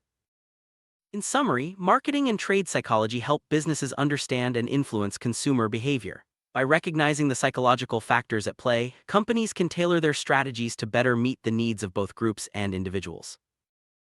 Applying psychological insights in marketing and trade involves careful analysis of consumer needs, group dynamics, and the buying process. Businesses that leverage these insights can create more effective marketing plans and improve customer satisfaction. Key takeaways from this section include understanding the origins and management of negative psychological states at work, the differences between various negative states, and the importance of psychological factors in marketing and trade. These insights are essential for both personal and organizational success. To reinforce your understanding, consider these questions. What are the sources and symptoms of monotony, fatigue, overload, frustration, and stress in your workplace? What tools and strategies can you use to prevent or eliminate these negative states? Think about how you can apply the knowledge from this video in your own work environment. Whether you're an employee or a manager, understanding these psychological concepts can help you create a more positive, productive, and resilient workplace. Continuous improvement in workplace psychology and marketing strategies is essential. Stay informed about new research, adapt your approaches, and always seek feedback to refine your methods and achieve better results. Thank you for joining us on this journey through workplace psychology and the psychology of marketing and trade. By understanding and managing negative psychological states and leveraging psychological insights in business, you can contribute to a healthier, more successful organization. Remember, the key to success lies in understanding both yourself and others. Every purchase we make, whether it's a product or a service, is driven by our desire to satisfy a need. These needs create a sense of tension or lack, prompting us to take action to resolve it. In consumer behavior, understanding how needs arise and are fulfilled is fundamental. Without needs, there would be no demand in the market. Needs are highly subjective and individual. What one person considers essential, another might not even notice. However, there are basic needs that everyone shares, such as food, water, shelter, and rest. Recognizing these universal needs is crucial for businesses when planning their marketing strategies. By identifying and addressing these needs, companies can better connect with their customers and ensure their products remain relevant. Primary needs are those fundamental requirements for survival. Think warmth, food, and safety. But in today's world, these needs rarely appear in their pure form. For example, if you're cold, you need a warm coat. If all you care about is warmth, that's a primary need. But once you start preferring a black wool coat with specific buttons, your need shifts into the secondary category. These secondary needs often arise from the desire to satisfy primary needs in a particular way, influenced by personal taste, culture, or social status. Businesses must recognize this shift as it opens up opportunities to differentiate products and appeal to more nuanced consumer preferences. Society evolves, so do our needs. Sometimes what starts as a simple requirement becomes layered with additional desires. Marketing psychology refers to these as artificial or constructed needs. For instance, the need for clean laundry may develop into a desire for laundry that's not only clean but also bright white and pleasantly scented. These new needs may seem irrational at first glance, but they hold significant economic value. Companies often create and nurture these artificial needs through advertising and product innovation, shaping consumer expectations and driving demand for new features or experiences. Culture plays a powerful role in shaping our needs and habits. Research by Kay Lewin revealed that even after years of living abroad, people often retain their native eating habits and rituals. This shows that satisfying a need like hunger is not just about food, it's also about fulfilling social, emotional, and cultural needs. For marketers, understanding these deeper layers is essential. Products and services that tap into cultural traditions or emotional connections can create stronger bonds with consumers and foster long-term loyalty. Not all needs are openly expressed. Some are hidden, masked by feelings like embarrassment or insecurity. For example, while many women openly state their need for clean laundry, few admit their desire for laundry to be bright white and fragrant. Yet this hidden need drives product innovation and marketing strategies. Companies use psychological methods to uncover these hidden needs, ensuring their products address both the spoken and unspoken desires of consumers. Recognizing and responding to hidden needs can give businesses a competitive edge. Let's take laundry detergents as an example. While the open need is for clean and disinfected clothes, hidden needs include having laundry that is bright white and smells pleasant. Over time, these hidden needs have become mainstream, influencing the development of products like fabric softeners and color brighteners. Even when consumers are aware that a product may not clean as effectively, they may still choose it if it promises to meet their hidden needs. This demonstrates the power of understanding both open and hidden consumer motivations in product development and marketing. Identifying hidden needs is a valuable step in creating a successful marketing program. Companies use various psychological and projective techniques to discover what consumers truly want, even if they don't say it out loud. For example, surveys and experiments can reveal that while few people admit to wanting whiter laundry, most will choose products that promise this result.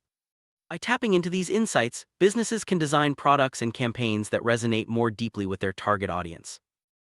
Businesses also have needs, much like individual consumers. These needs can be classified into several categories: regular consumption needs, irregular needs, unpredictable needs such as repairs, investment-related needs, and urgent needs. Understanding these categories helps companies plan their purchasing strategies more effectively. For example, urgent needs often signal dysfunction within the company and require immediate analysis.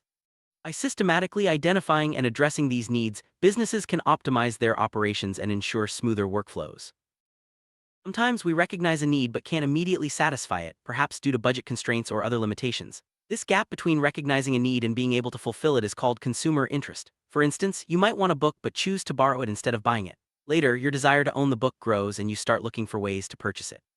Consumer interests are shaped by knowledge, analysis, and evaluation, not just of needs but also of the means to satisfy them. These interests can spark new needs and influence future buying behavior. The line between a need and a consumer interest can be thin. Interests arise when people analyze their needs and the possibilities for satisfying them. For example, a student may need a textbook for an exam but only wants to borrow it temporarily. However, if the book contains exercises or space for notes, it may become more valuable, turning a temporary need into a lasting interest. Marketers can encourage this transformation by adding features that make products more personal or memorable, increasing the likelihood of purchase. Consumer interests are not random, they have an internal structure. They involve knowledge, evaluation, and the setting of goals and priorities. For businesses, understanding this structure is key to developing effective marketing plans. By identifying what motivates consumers, what values they hold, and what aspirations they have, companies can tailor their products and messages to better align with their audience's interests. This strategic alignment can lead to more successful product launches and stronger brand loyalty. In planning marketing strategies, it's important to consider the motives and values that drive consumer behavior. What motivates someone to buy a product? What values do they prioritize? These questions help businesses understand not just what consumers need but why they make certain choices. For example, some consumers value convenience while others prioritize quality or price. By analyzing these factors, companies can better position their products and create more compelling marketing messages. Aspirations and expectations play a significant role in shaping consumer behavior. Aspirations reflect what consumers hope to achieve, while expectations are shaped by past experiences and marketing messages. Companies need to understand both, as they influence how consumers perceive products and make purchasing decisions. By meeting or exceeding expectations and aligning with consumer aspirations, businesses can build trust and encourage repeat purchases. Most of our purchasing decisions are influenced by habits. These habits are formed through repeated actions and stable structures of needs and interests. For example, some people prefer small shop for personal interaction, while others choose supermarkets for convenience. Some buy newspapers every morning, while others shop exclusively online. Understanding these habits helps businesses predict consumer behavior and tailor their offerings to match different shopping preferences. Buying habits are reinforced through repetition. When consumers repeatedly choose the same products or brands, these choices become ingrained and harder to change. For marketers, this means that building brand loyalty requires consistent quality and positive experiences. Once a habit is formed, it can drive long-term sales and create a stable customer base. Recognizing and leveraging habitual behavior is a powerful tool in marketing strategy. Buying habits are tied to special occasions or cultural events. For example, certain products may be purchased only during holidays or anniversaries. These patterns are shaped by societal norms and traditions, providing opportunities for targeted marketing campaigns. By aligning promotions with these events, businesses can tap into established habits and boost sales during peak periods. All the factors that shape consumer behavior, needs, interests, habits work together and influence each other. They can't be viewed in isolation. For marketers, it's essential to analyze these elements as a whole, considering how psychological and personal traits interact to drive purchasing decisions. This holistic approach leads to more effective marketing strategies and better customer understanding. Psychological factors such as attitudes, values, aspirations, and expectations play a crucial role in consumer decision-making. Marketers must analyze these factors to create strategies that resonate with their audience. For example, understanding what motivates a customer or what values they prioritize can help businesses craft messages that speak directly to their target market. This psychological insight is the foundation of successful marketing. There are important psychological differences between selling products and selling services. Products are tangible and can be evaluated before purchase, while services are intangible and often require trust. Understanding these differences helps businesses tailor their sales approach. For example, building credibility and demonstrating expertise are especially important when marketing services. Recognizing the unique challenges of each can improve sales effectiveness. Marketing, it's important to distinguish between a customer and a client. A customer typically makes one-time or occasional purchases, while a client often has an ongoing relationship with the business. This distinction affects how companies approach sales and customer service. Understanding the psychological activities involved in each type of relationship can help businesses build stronger, more lasting connections with their audience. Habitual consumer behavior refers to the tendency of customers to repeatedly purchase the same products or brands.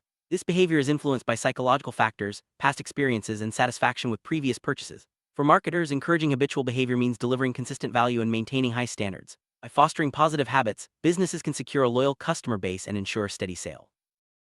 The heart of every transaction is a psychological exchange. Consumers weigh the value they receive against the cost they pay. This evaluation is influenced by personal experiences, expectations, and perceived benefits. Marketers who understand this process can better position their products and communicate value, making it easier for consumers to justify their purchases. Communication is at the core of every business interaction. It's the process of sharing information, ideas, and emotions between people or groups. Effective communication ensures that tasks are understood and completed efficiently. It also fosters emotional connections, influences behavior, and shapes the overall culture of an organization. In today's business world, mastering communication is essential for success. From a psychological perspective, communication is a fundamental condition for the existence of any organization. It connects structures, ensures effective management, and provides feedback at all levels, from broad market environments to individual relationships. Every behavior is a form of communication, and every communication influences behavior. This makes communication a powerful tool for guiding and leading people within a business. Business communication serves 5 main functions: informative, instructional, persuasive, motivational, and contact. Each function requires specific skills from managers. For example, informative communication demands clarity and precision, while persuasive communication focuses on convincing others. Motivational communication inspires action, and contact communication maintains relationship even in challenging situations. Mastering these functions is crucial for effective leadership. Beyond the primary functions, communication also serves secondary roles such as inspiring, activating, and relaxing. These functions may seem less critical, but they can have a significant impact on team morale and productivity. For example, inspiring communication can spark creativity, while relaxing communication can reduce stress and foster a positive work environment. Recognizing and utilizing these secondary functions can enhance overall business performance. Interact with others through various forms of communication every day. These include verbal communication, nonverbal communication, written communication, active listening, and reading. Each form has its own strengths and is suited to different situations. For example, verbal communication is immediate and dynamic, while written communication allows for careful planning and review. Understanding when and how to use each form is key to effective business communication. Verbal communication involves speaking and listening. It can be direct or mediated, structured or informal. The effectiveness of verbal communication depends on factors like tone, clarity, and the ability to adapt to different situations. In business, strong verbal skills are essential for presentations, negotiations, and everyday interactions. Practicing and refining these skills can lead to better understanding and stronger relationships. Nonverbal communication is the oldest form of interaction. It includes facial expressions, gestures, posture, and even appearance. Often nonverbal signals are more trustworthy than words. For example, an ironic smile can contradict spoken praise. Research shows that most people trust nonverbal cues over verbal ones. Mastering nonverbal communication helps managers convey sincerity, build trust, and avoid misunderstanding. Managers should consciously use nonverbal elements like facial expressions, gestures, and even touch, such as a handshake, to reinforce their messages. Other factors like appearance and body language also play a role. For example, a disheveled appearance or a weak handshake can undermine confidence during business negotiations. Being aware of these signals and using them intentionally can enhance communication effectiveness. Communication allows for careful thought and revision. Unlike verbal exchanges, it doesn't require immediate responses, giving both sender and receiver time to reflect. In business, writ forms include emails, reports, and memos. Mastering writ communication means understanding the conventions of different formats and ensuring messages are clear and professional. This skill is essential for effective documentation and record keeping. Active listening goes beyond simply hearing words. It involves paying attention to all available information, using all senses to understand the message. This skill is especially important in professional communication, where understanding hidden meanings or unspoken concerns can make a big difference. Active listening requires focus, empathy, and the ability to analyze and respond thoughtfully. Active listening is sometimes described as the ability to read between the lines. This means picking up on subtle cues, analyzing information in real time, and forming accurate judgments. Not everyone has the same capacity for active listening, but it can be developed through practice. In marketing and negotiations, this skill is invaluable for uncovering true intentions and responding effectively. Marketing information is often hard to obtain directly. Active listening helps marketers gather insights from indirect cues, alternative information, and even hidden goals. This skill is particularly useful during business negotiations, where not everything is stated openly. By listening actively, marketers can better understand their counterparts and make more informed decisions. Active listening is especially important in conflict situations. By focusing on the message and analyzing both spoken and unspoken signals, managers can better understand the root of the problem and respond constructively. This approach helps de-escalate tensions and leads to more effective conflict resolution. Developing this skill can improve workplace relationships and overall team performance. Understanding the share of each communication form, verbal, nonverbal, written, listening, and reading, is essential for effective management. Managers and employees who actively engage in communication processes can enhance efficiency and profitability. Regular analysis of communication practices helps identify strengths and areas for improvement, leading to better business outcomes. Effective communication requires continuous development of skills such as empathy, assertiveness, and persuasion. These skills are vital for professional interactions within a company. Empathy allows managers to understand others' perspectives, assertiveness helps in expressing ideas confidently, and persuasion is key to influencing decisions. Investing in these skills leads to better teamwork and stronger leadership. Marketing communication involves various tools such as branding, advertising, public relations, and negotiation. Each tool serves a specific purpose in shaping the company's image and reaching target audiences. For example, advertising creates awareness while PR builds credibility. Understanding how to use these tools effectively is essential for successful marketing campaigns. Negotiation is a key aspect of business communication. It requires preparation, clear objectives, and the ability to adapt to changing situations. Successful negotiators listen actively, read nonverbal cues, and use persuasive arguments to reach mutually beneficial agreements. Developing negotiation skills can lead to better deals and stronger business relationships. Today's globalized world, intercultural communication is increasingly important. Businesses interact with partners, clients, and customers from diverse backgrounds. Understanding cultural differences in communication styles, values, and expectations can prevent misunderstandings and foster successful collaborations. Companies that invest in intercultural competence gain a competitive advantage in international markets. Electronic communication, or e-communication, has transformed the way businesses operate. Emails, instant messaging, and video calls enable faster, more efficient interactions. E-communication also allows for greater flexibility and accessibility, making it easier to connect with colleagues and clients around the world. Mastering digital communication tools is essential for modern business success. Effective communication is directly linked to business success. Companies that prioritize clear, professional communication enjoy better teamwork, higher productivity, and stronger relationships with customers. On the other hand, poor communication can lead to misunderstandings, mistakes, and even business decline. Investing in communication skills at all levels is a smart strategy for long-term growth. Communication is not a one-time effort. It requires ongoing attention and improvement. Regular training, feedback, and practice help employees and managers stay sharp and adapt to new challenges. By fostering a culture of open and effective communication, companies can stay agile and responsive in a rapidly changing business environment. This section, we've explored the psychology of marketing and consumer behavior, the importance of understanding needs, interests, and habits, and the critical role of communication in business. We've seen how psychological factors influence buying decisions and how effective communication can drive company success. By applying these insights, businesses can create more effective marketing strategies and build stronger relationships with their customers. Knowledge gained here is not just theoretical, it's practical and actionable. By understanding the psychological context of consumer behavior and mastering communication skills, businesses can better analyze markets, design effective strategies, and train their teams for success. Whether you're launching a new product or improving internal communication, these principles will help you achieve your goals and stay ahead in a competitive marketplace. Welcome. Today we're diving into the world of business communication and its vital role in successful organizations. Effective communication isn't just about exchanging information, it's about understanding the intention behind the message and using the right tools and skills to achieve business goals. Whether you're a manager, employee, or entrepreneur, mastering communication can boost both individual performance and overall company profit. Let's explore the key elements, skills, and modern tools that shape communication in today's business environment. Research shows that in prosperous companies, managers most often use active listening, up to 60% of their communication.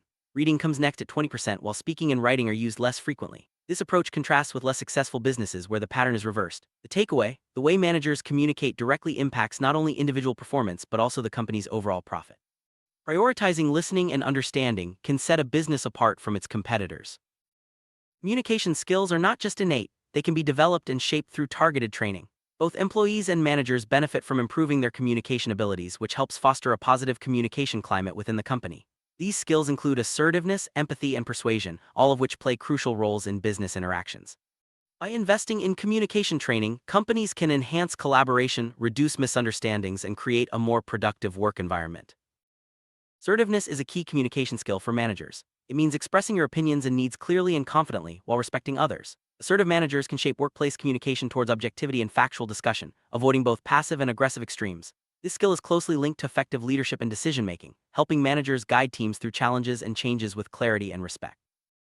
When open communication is lacking, companies can suffer significant losses. Internal audits have shown that hiding information or avoiding discussions about workplace problems leads to decreased competitiveness and profit. For example, German companies learned from Japanese firms that open dialogue about work issues is essential for success. Improving internal communication can therefore be a game changer for any organization.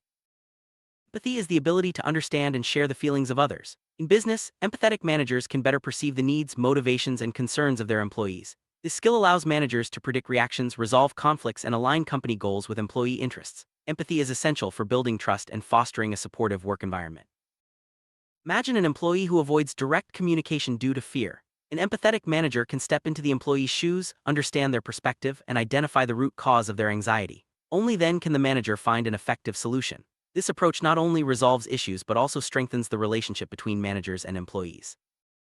Persuasion is another vital communication skill for managers. It involves convincing employees to accept changes, adapt to new conditions, or embrace new ideas. Persuasive communication is especially important during periods of organizational change such as technological upgrades or restructuring. The goal is not just to inform but to ensure that employees understand, accept, and support the changes. Effective persuasion relies on well-chosen arguments and their timely delivery. Managers must connect their reasoning with the specific factors present in each communication situation. When done right, persuasive communication motivates employees and drives positive action, making it a powerful tool for achieving business objectives. Business communication can take many forms, from face-to-face meetings to mass communication tools like company newspapers, radio, TV, and websites. The choice of channel depends on the audience and the message. Interpersonal communication is more personal, while mass communication reaches larger, sometimes anonymous, audiences. Both are essential for effective information flow within and outside the company.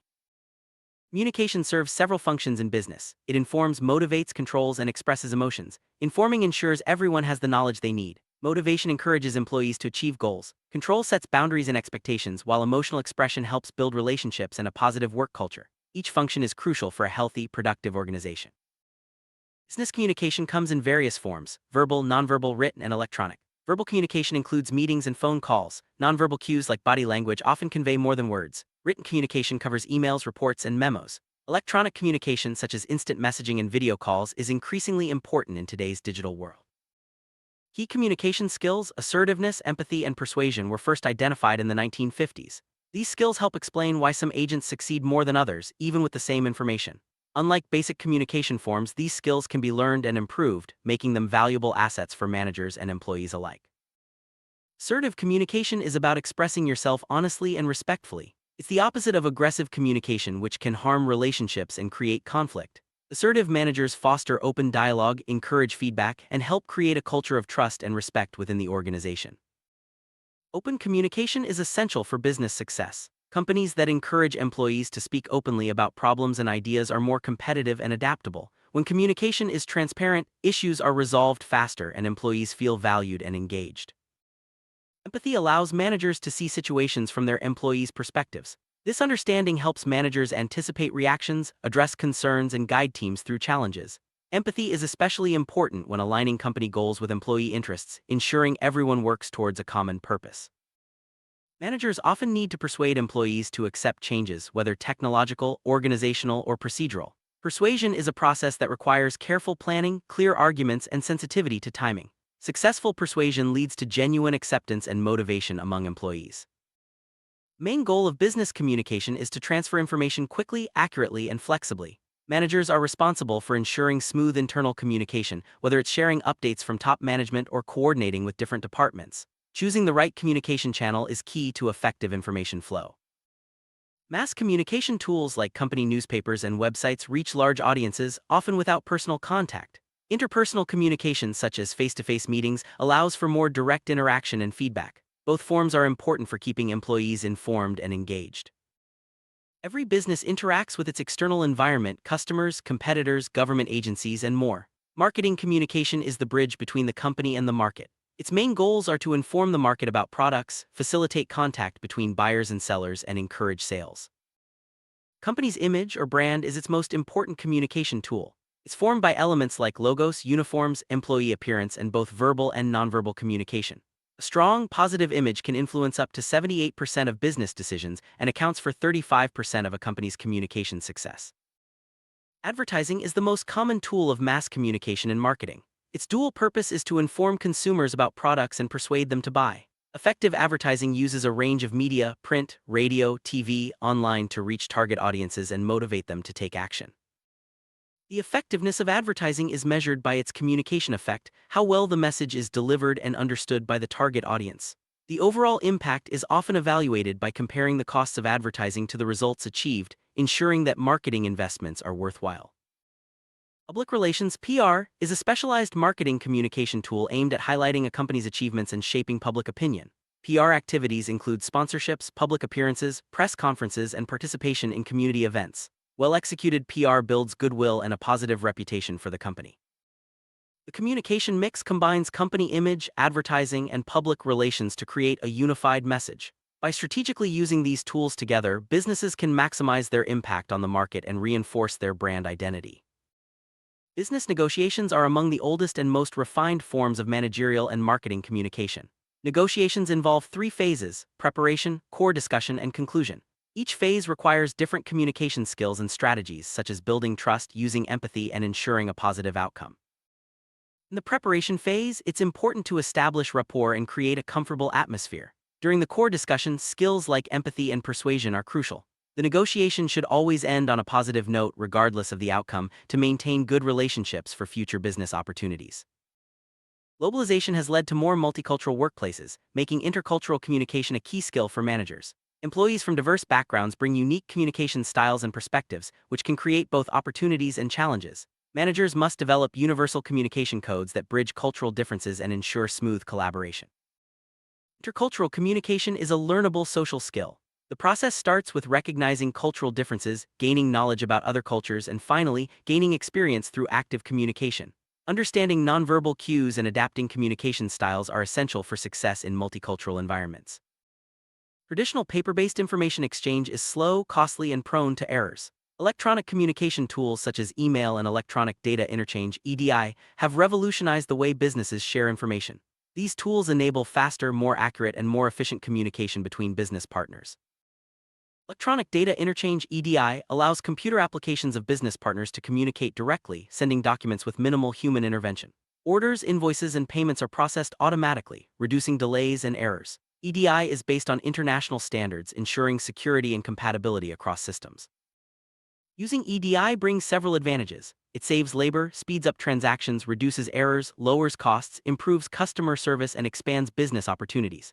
However, it also requires careful organizational changes and analysis to ensure a smooth transition and maximize benefits. Despite its benefits, EDI faces challenges such as client trust in electronic payments and unresolved legal issues in electronic commerce. Companies must address these concerns to fully leverage the advantages of electronic communication and ensure secure, reliable transactions.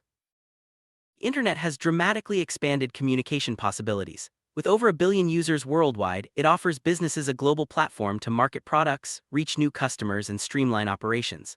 The commercial potential of the Internet continues to grow, making it a vital tool for modern business communication. The rise of the e-economy is driven by rapid advances in information technology and communication. This new economy features easy access to information, global reach, and independence from physical location.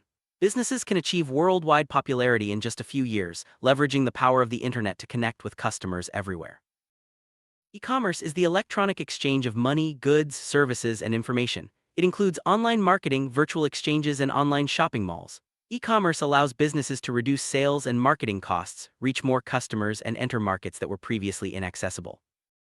There are three main types of e-commerce systems: virtual online stores, virtual exchanges, and virtual shopping malls. Each offers unique advantages, from expanding product offerings to increasing advertising revenue. These systems make it easier for customers to find and purchase products online. E-commerce includes two main approaches: business-to-business (B2B) and business-to-customer (B2C). While most people are familiar with B2C, the majority of electronic business transactions actually occur in the B2B sector. Both models offer significant opportunities for growth and efficiency. To succeed in e-commerce, businesses must go beyond simply listing products online. They need to develop new strategies that meet customer needs and leverage the unique possibilities of the digital world. This includes providing relevant information, personalizing offers, and ensuring a seamless customer experience. Modern electronic methods allow businesses to track customer behavior and preferences, enabling them to offer personalized information and products. By understanding what customers buy and when, companies can tailor their communication and offers to maximize satisfaction and sales. E-commerce enables businesses to offer added value, such as related services and products. For example, airlines now provide hotel bookings and car rentals alongside flight tickets. Online stores can present customers with a wide range of products, often suggesting additional items based on previous purchases. One of the biggest strategic changes enabled by e-commerce is the reorganization of distribution channels. Electronic communication allows companies to communicate directly with customers, reducing the need for intermediaries. This speeds up transactions, increases efficiency, and lowers costs. While electronic transactions are often seen as cheaper, this isn't always the case. To achieve real savings, companies must adapt their business processes to fit the new digital environment. Simply adding an online store without changing other procedures can actually increase costs.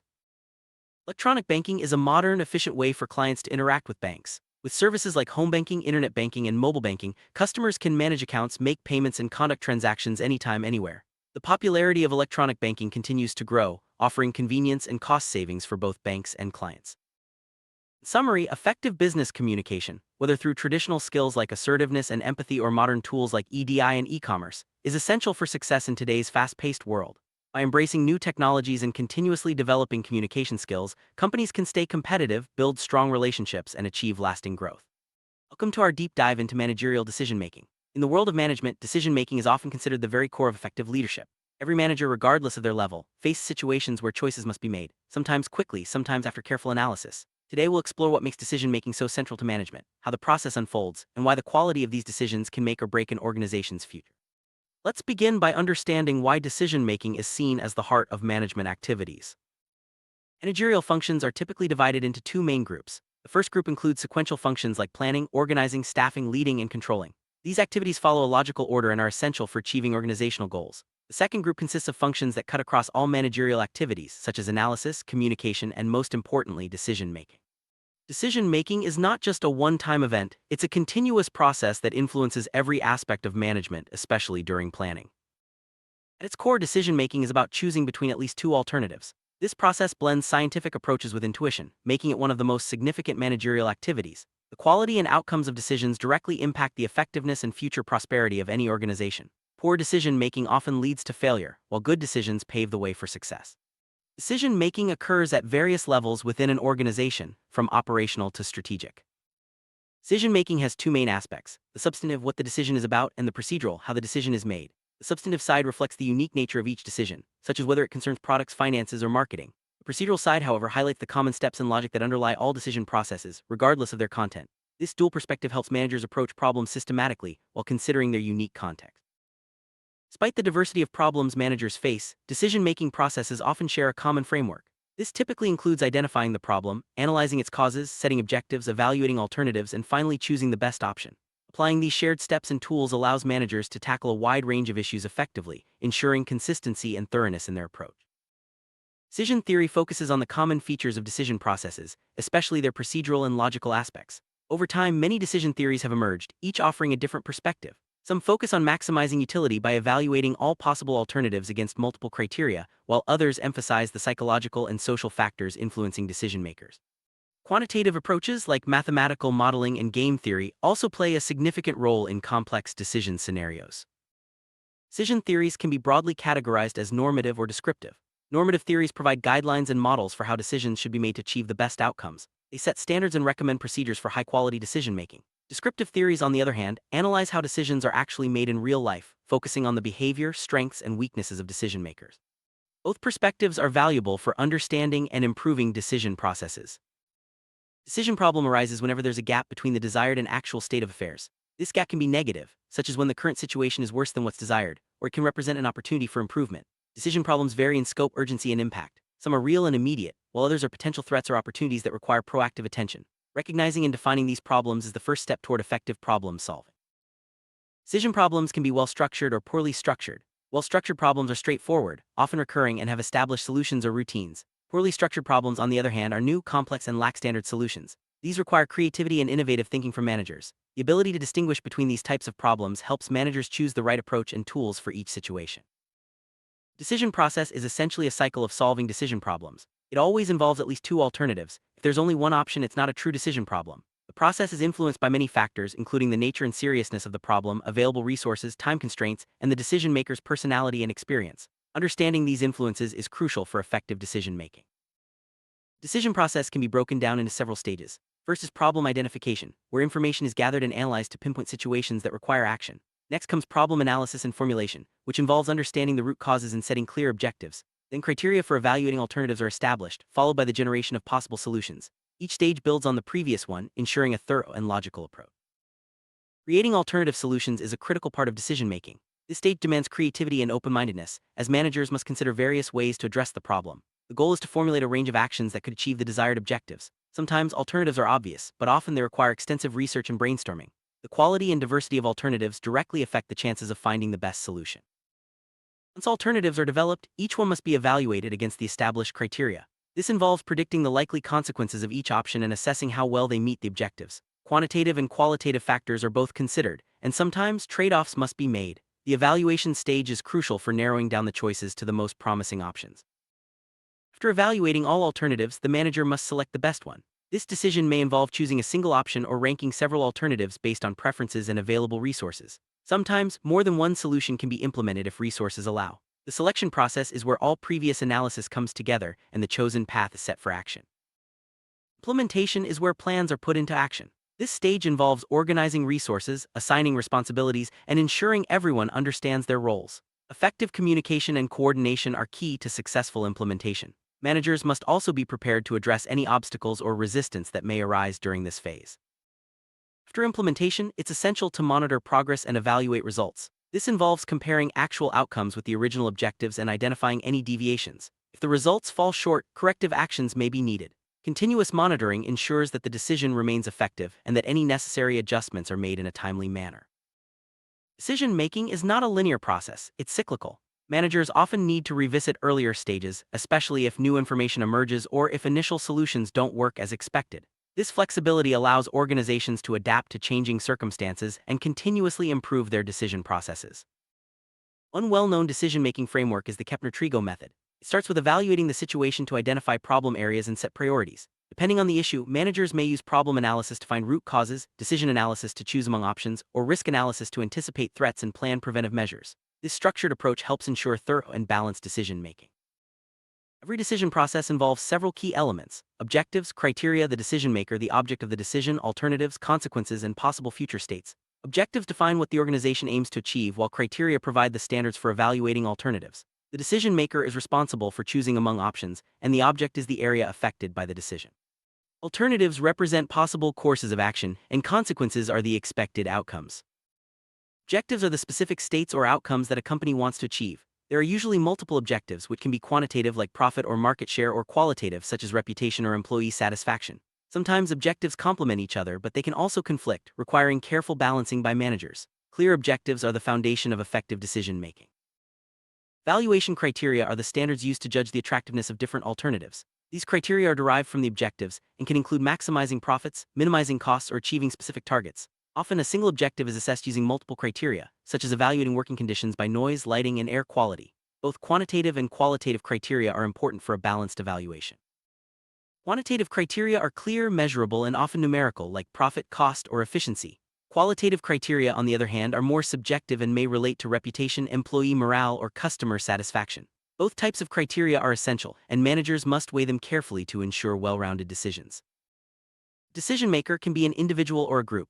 In group settings, majority agreement is often required, and sometimes a formal vote is taken. The official decision maker has the authority to choose among alternatives and is responsible for the outcomes. In practice, the actual decision maker may differ from the official one, depending on the situation and organizational structure. The object of decision making refers to the specific area or unit within the organization that the decision will affect. For example, it could be the production schedule, marketing strategy, or financial plan. Clearly defining the object helps focus the decision process and ensures that relevant factors are considered. Alternatives are the different courses of action available to solve a problem. Sometimes, these are known in advance, but often finding good alternatives requires extensive information gathering and creative thinking. The process can be time-consuming and complex, but it's essential for ensuring that the best possible options are considered. Every alternative has potential consequences, which are the expected outcomes if that option is chosen. These consequences are evaluated against the established criteria and can be expressed in quantitative terms, like a 20% return on investment, or qualitative terms, such as improved brand image. Understanding the likely consequences is essential for making informed decisions. Future states refer to the different scenarios that could arise after a decision is implemented. These scenarios are often mutually exclusive and can be influenced by both internal and external factors, such as market demand or economic conditions.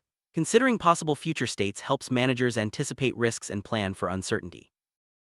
Risk and uncertainty are inherent in decision-making. Risk refers to situations where the probabilities of different outcomes are known, while uncertainty exists when these probabilities are unknown.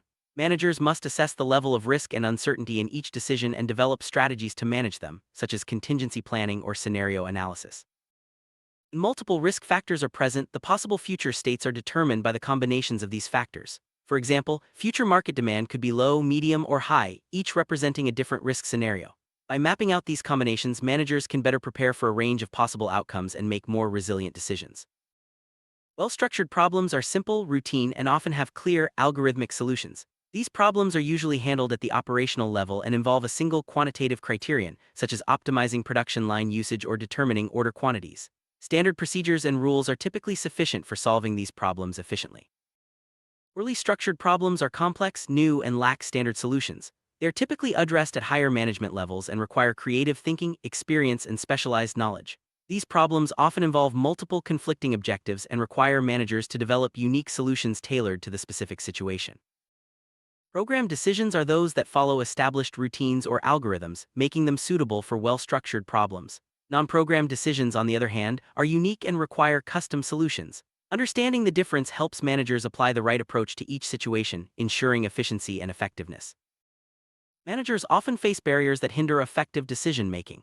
These can include lack of information, time pressure, conflicting objectives, or resistance to change. Recognizing and addressing these barriers is essential for improving the quality of decisions and achieving better outcomes for the organization. To overcome barriers, managers can adopt several strategies. These include improving information flow, encouraging open communication, involving relevant stakeholders, and fostering a culture of innovation. By proactively addressing obstacles, managers can create an environment that supports effective decision-making. While analytical tools and models are valuable, experience and intuition also play a crucial role in decision-making. Seasoned managers often rely on their instincts, especially in situations where time is limited or data is incomplete. Balancing analysis with intuition can lead to more effective and timely decisions. Quality of managerial decisions has a profound impact on organizational effectiveness and future success. High-quality decisions lead to better performance, increased competitiveness, and long-term prosperity. Conversely, poor decisions can result in missed opportunities, inefficiency, and even failure. Investing in decision-making skills is therefore critical for every manager. Decision-making is a skill that can always be improved. Managers should regularly review their processes, learn from past experiences, and seek feedback from others. Embracing a mindset of continuous improvement helps organizations adapt to change and stay ahead in a competitive environment. Effective communication is essential throughout the decision-making process. Clear, open channels ensure that relevant information is shared, misunderstandings are minimized, and everyone involved understands their roles and responsibilities. Good communication also helps build consensus and commitment to the chosen course of action. Organizational culture plays a significant role in shaping how decisions are made. A culture that encourages innovation, risk-taking, and collaboration supports more effective decision-making. Conversely, a rigid or hierarchical culture may stifle creativity and slow down the process. Managers should strive to cultivate a positive culture that aligns with the organization's goals. Technology has transformed decision-making by providing powerful tools for data analysis, modeling, and communication. Managers can now access real-time information, simulate scenarios, and collaborate more effectively. Leveraging technology helps improve the speed and quality of decisions, especially in complex or rapidly changing environments. Ethics should always be a key consideration in decision-making. Managers must ensure that their choices align with organizational values and societal norms. Ethical decision-making builds trust, enhances reputation, and reduces the risk of legal or regulatory issues. It's important to weigh not just what is profitable, but also what is right. In practice, decision-making is rarely straightforward. Managers must juggle competing priorities, limited resources, and unpredictable environments. Flexibility, adaptability, and resilience are essential traits for navigating these challenges. By applying structured processes and remaining open to new information, managers can make better decisions even under pressure. Mistakes are inevitable in decision-making, but they also provide valuable learning opportunities. Managers should analyze what went wrong, identify root causes, and implement changes to prevent similar errors in the future. A culture that encourages learning from mistakes fosters continuous improvement and long-term success. Sum up, managerial decision-making is a complex, multi-stage process that lies at the heart of effective management. It involves identifying problems, generating and evaluating alternatives, selecting the best option, and implementing and monitoring results. By understanding the theories, processes, and barriers involved, managers can make better decisions that drive organizational success. As organizations face increasingly complex challenges, the ability to make sound decisions becomes even more critical. By continuously developing their decision-making skills, embracing new tools and approaches, and fostering a supportive culture, managers can lead their teams to greater achievements and ensure long-term prosperity for their organizations. Decision-making in business is rarely straightforward. Multiple factors influence each solution, and often some of these factors remain unknown. The environment around a company can change randomly, making it even harder to predict outcomes. When evaluating options, we usually have to consider several criteria, many of which are qualitative and hard to measure. This complexity makes interpreting the information needed for decisions a real challenge. For example, forming a joint venture or launching a product innovation involves many unknowns and variables. In practice, no problem is ever purely well-structured or poorly structured. Most are a mix, with certain elements dominating. Understanding this complexity is the first step toward making better decisions. Real-world business problems are rarely just well-structured or poorly structured. Instead, they usually fall somewhere in between, with some aspects being more dominant than others. This means that decision-makers must be flexible and ready to adapt their approach depending on the situation. Recognizing the type of problem you're facing is crucial, as it determines the tools and methods you'll use to find a solution. Whether you're dealing with a strategic, tactical, or operational issue, understanding the structure of the problem helps you navigate the decision-making process more effectively. Making decisions under certainty, you have complete information. You know exactly what state the world will be in and what the consequences of each option are. This scenario is typical for operational management, where outcomes are predictable and risks are minimal. Having all the necessary data allows you to confidently choose the best course of action, as there's little room for surprises. However, such situations are rare in practice, and most decisions involve some level of uncertainty or risk. Still, understanding how to operate under certainty provides a useful benchmark for more complex scenarios. Many business situations, you know the possible future states and the consequences of your choices, but you also know the probabilities of these states occurring.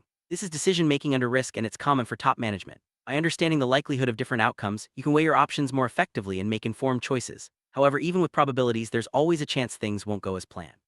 That's why risk management is such an important part of strategic decision-making. Sometimes you know what situations might arise in the future, but you have no idea how likely each one is. This is decision-making under uncertainty, another challenge often faced by top management. In these cases, decisions are usually based on forecasts, which may not always be accurate. This uncertainty is a major source of risk in decision-making, as it's impossible to reliably predict the impact of each option. As a result, decision-makers must be prepared for unexpected outcomes and remain flexible in their approach. Uncertainty in decision-making arises from the inability to reliably determine future values of risk factors that influence the effects and impacts of different choices. This makes it impossible to predict outcomes with certainty, leading to deviations in resource requirements, economic effects, and other key criteria. These deviations can be either desirable or undesirable, but it's usually the negative ones, like higher costs or losses, that have the most immediate impact on decision-makers. Understanding the sources of uncertainty helps in developing strategies to manage and mitigate risk. Not all deviations from expected outcomes are negative. Sometimes uncertainty can lead to desirable results, such as unexpected profits or market share gains. However, more often than not, it's the undesirable outcomes like increased costs or losses that concern decision makers the most. These negative impacts are a direct manifestation of risk, and managing them is a key part of the decision-making process. By anticipating both positive and negative possibilities, businesses can better prepare for whatever the future holds. Organizations' decisions are often interconnected. A decision made in one department can have significant effects on another. For example, changing the production program will impact both marketing and supply chain operations. There's also a time dependency. Past decisions influence both the present and the future. Recognizing these dependencies is crucial for effective management, as it ensures that decisions are aligned across the organization and that unintended consequences are minimized. Not all decision processes are dependent. Some are independent, involving either individual or group decision makers. These processes can be single criterion or multi-criterion, and they may be strategic, tactical, or operational in nature. The creation of alternatives is a creative process, sometimes guided by mathematical models. Whether independent or dependent, understanding the nature of the decision process helps in selecting the right approach and tools for the task. Rational economic model of decision-making assumes that decision makers act to maximize specific goals. A rational subject systematically searches for the best possible solution, aiming to maximize profit or utility. In this model, all alternatives and their consequences are known, and there's unlimited ability to quantitatively evaluate each option. The principle of optimization is applied, making this a normative model. However, such ideal conditions are rarely found in practice, as real-world decisions often involve incomplete information and limited resources. Administrative model recognizes the limitations of real-world decision-making. Here, information is limited, and decision-makers have restricted abilities to solve complex problems. Instead of considering all possible alternatives and outcomes, they create a simplified view of reality. The focus is not on finding the optimal solution, but rather on choosing the first option that seems good enough. This is known as the principle of satisfaction, and it describes how most decisions are made in practice, by settling for a satisfactory rather than an optimal outcome. The true quality of decision-making reveals itself over the long term, reflected in a company's economic results. It's impossible to judge the quality of a decision based on a single outcome, as some results can't be quantified and are influenced by risk and uncertainty beyond our control. Instead, quality should be assessed based on characteristics like clearly defined goals, the amount and quality of information used, the application of decision-making tools, the quality of the solution design, the number and diversity of alternatives, and the effectiveness of the decision-making process. Barriers to rational decision-making prevent us from achieving higher quality solutions. These barriers can originate within the decision-maker, such as limited ability to process information, difficulty formulating and solving complex problems, limited knowledge, or trouble aligning with group values. Repeating ineffective decisions from the past is another common issue. Organizational barriers include poor information quality, rigid structures, too many management layers, and unclear responsibilities. Overcoming these barriers is essential for improving decision quality. First, to overcome barriers to rationality, focus on improving the quality of information, making organizational structures more flexible, reducing unnecessary management layers, and clarifying roles and responsibilities. By addressing these issues, companies can enhance the quality of their decision-making processes. It's also important to encourage open communication and learning from past mistakes, rather than repeating them. These steps help create an environment where rational decision-making can thrive. Even the most experienced managers are prone to systematic errors or psychological biases when processing and evaluating information.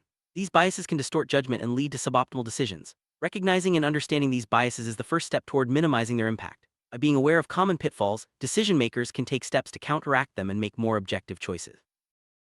Anchoring bias occurs when we give undue weight to the first piece of information we receive, which then heavily influences our subsequent judgments. For example, if you're asked whether Turkey's population is higher than 35 million, your estimate will likely be influenced by that initial number. To reduce the impact of anchoring, it's important to think through the problem independently, consider multiple perspectives, and remain open to new information. Avoid relying too much on advisors who might anchor your thinking, especially during negotiations. Status quo bias is the strong tendency to prefer options that maintain the current state of affairs. Changing the status quo often feels riskier and attracts more criticism, so people stick with what's familiar. To overcome this bias, always keep your goals in mind and ask whether the status quo actually helps you achieve them. Don't treat the current state as the only viable option, and remember that the attractiveness of the status quo tends to decrease over time. Sunk cost fallacy leads us to make decisions that justify previous bad choices, even when those past investments are irrelevant to the present. For example, a bank might continue lending to a client who has already defaulted, simply because they've already invested time and money. To counter this bias, listen carefully to those involved in past decisions, learn to admit mistakes, and be aware of the tendency to justify previous errors. Avoid creating a culture where admitting mistakes is discouraged. Confirmation bias is the tendency to seek out information that supports our existing beliefs and ignore or dismiss information that contradicts them. This can affect how we interpret data and the sources we trust. To reduce confirmation bias, find someone who will argue the opposite case, prepare your own counterarguments, and check whether you're evaluating all information equally. Being honest with yourself is key to overcoming this bias. Estimating uncertain events is difficult, and we often set our confidence intervals too narrowly, missing out on attractive opportunities or underestimating risks. Another common mistake is basing predictions on past data, which can lead to overestimating the likelihood of rare but dramatic events. To improve estimates, start by considering extreme values, avoid adjusting your estimates to fit expectations, and carefully examine your assumptions to minimize the negative influence of memory. Gambler's fallacy is the tendency to assume that the probability of a random event is influenced by previous occurrences. For example, after flipping several heads in a row, people might believe that tails is now more likely, even though each flip is independent. This bias can lead to faulty reasoning and poor decisions, especially in situations involving chance or probability. Information plays a crucial role in decision-making. The process involves gathering and transforming input data into output information, including interpreting what the data means. The decision-maker is responsible for ensuring effective information collection, determining the right amount of information needed, and interpreting it correctly. The quality of decisions depends heavily on the quality and relevance of the information used. Collecting information for decision-making isn't always straightforward. Sometimes the data gathered is irrelevant to the problem at hand, making it unusable. Other times the information may be incorrect or inaccurate, not reflecting reality. Ambiguous or conflicting data can also make interpretation difficult. As the amount of information increases, its usefulness tends to decrease, while the costs of gathering it rise. Striking the right balance is essential for effective decision-making. The amount of information needed to solve a problem depends on several factors. The significance of the decision, whether it's reversible or not, the required accuracy and detail, and the availability of information all play a role. Irreversible decisions usually require more information, while those that can be adjusted later may need less. Decision makers must carefully assess these factors to determine the optimal scope of information for each situation. Some decisions are irreversible, meaning they can't be undone once made. These require more thorough information and careful consideration. Others are reversible and can be adapted as conditions change, so they may need less information up front. Understanding the nature of the decision helps in determining how much information to gather and how much time to spend analyzing options. While gathering additional information can be useful, there's a point where the benefits diminish. As the volume of information increases, the likelihood of finding entirely new insights decreases, and the costs of collecting and processing data rise. Decision makers must be mindful of information overload and focus on collecting only what's truly necessary for the decision at hand.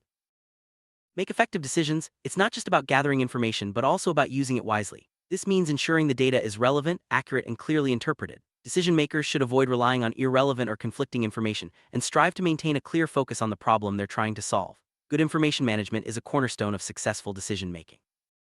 The decision maker plays a central role in ensuring the effectiveness of the decision-making process. They are responsible for collecting the right information, determining how much is needed, and interpreting it correctly. Their judgment and experience are critical in navigating uncertainty and making choices that align with organizational goals.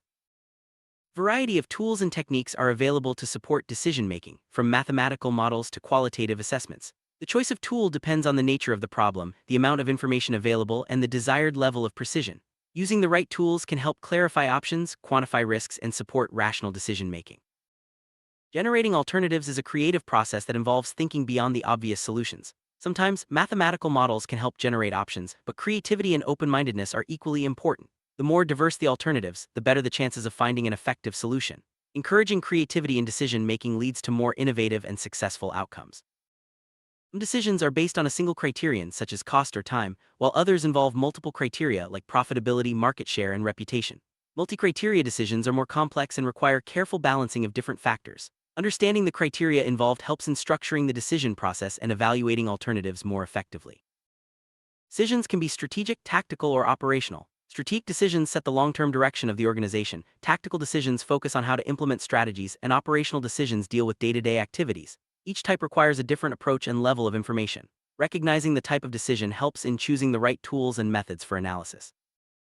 Forecasts play a significant role in decision-making, especially under uncertainty. They provide a basis for anticipating future conditions and planning accordingly. However, forecasts are not always accurate, and relying too heavily on them can introduce risk. Decision makers should use forecasts as one of several tools, always considering the possibility of unexpected changes.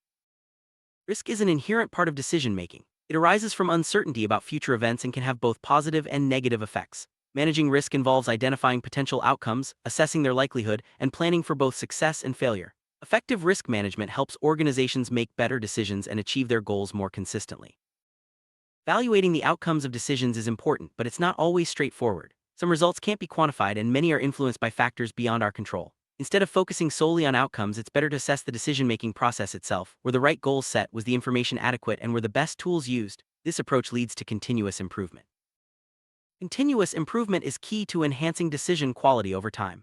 By regularly reviewing past decisions, learning from mistakes, and updating processes, organizations can adapt to changing conditions and make better choices in the future. Encouraging a culture of learning and openness to change is essential for long-term success. Organizational learning involves capturing knowledge from past experiences and using it to improve future decisions. This requires open communication, willingness to admit mistakes, and systems for sharing insights across the organization. By learning together, teams can avoid repeating errors and build on successes. Leaders play a crucial role in shaping the decision-making culture of an organization. They set the tone for openness, encourage critical thinking, and support the use of rational models and tools. By modeling good decision-making practices, leaders inspire others to follow suit and contribute to better outcomes for the entire organization. While rational models and data-driven tools are important, intuition also plays a role in decision-making. Experienced managers often rely on their instincts, especially when time is short or information is incomplete. The best decisions often come from balancing rational analysis with intuitive judgment, drawing on both data and experience. Decisions can be made individually or as a group. Group decisions benefit from diverse perspectives and collective knowledge but can be slower and subject to groupthink. Individual decisions are faster but may lack input from others. Choosing the right approach depends on the complexity of the problem and the need for collaboration. In practice, decision-making is rarely perfect. It involves navigating uncertainty, managing risk, overcoming biases, and working within organizational constraints. By understanding the principles and challenges of decision-making, managers can improve their processes and achieve better results, even in complex and unpredictable environments. Business environment is constantly changing, and decision-makers must be ready to adapt. Flexibility, openness to new information, and a willingness to revise decisions are essential for long-term success. By staying alert to changes and being prepared to adjust course, organizations can thrive even in uncertain times. Ethical considerations are an important part of decision-making. Decisions should align with organizational values and consider the impact on all stakeholders. By integrating ethics into the decision-making process, organizations build trust and ensure long-term sustainability. Technology is transforming the way decisions are made. Advanced analytics, artificial intelligence, and data visualization tools provide new insights and support more informed choices. Embracing technology helps organizations stay competitive and make better decisions in a rapidly changing world.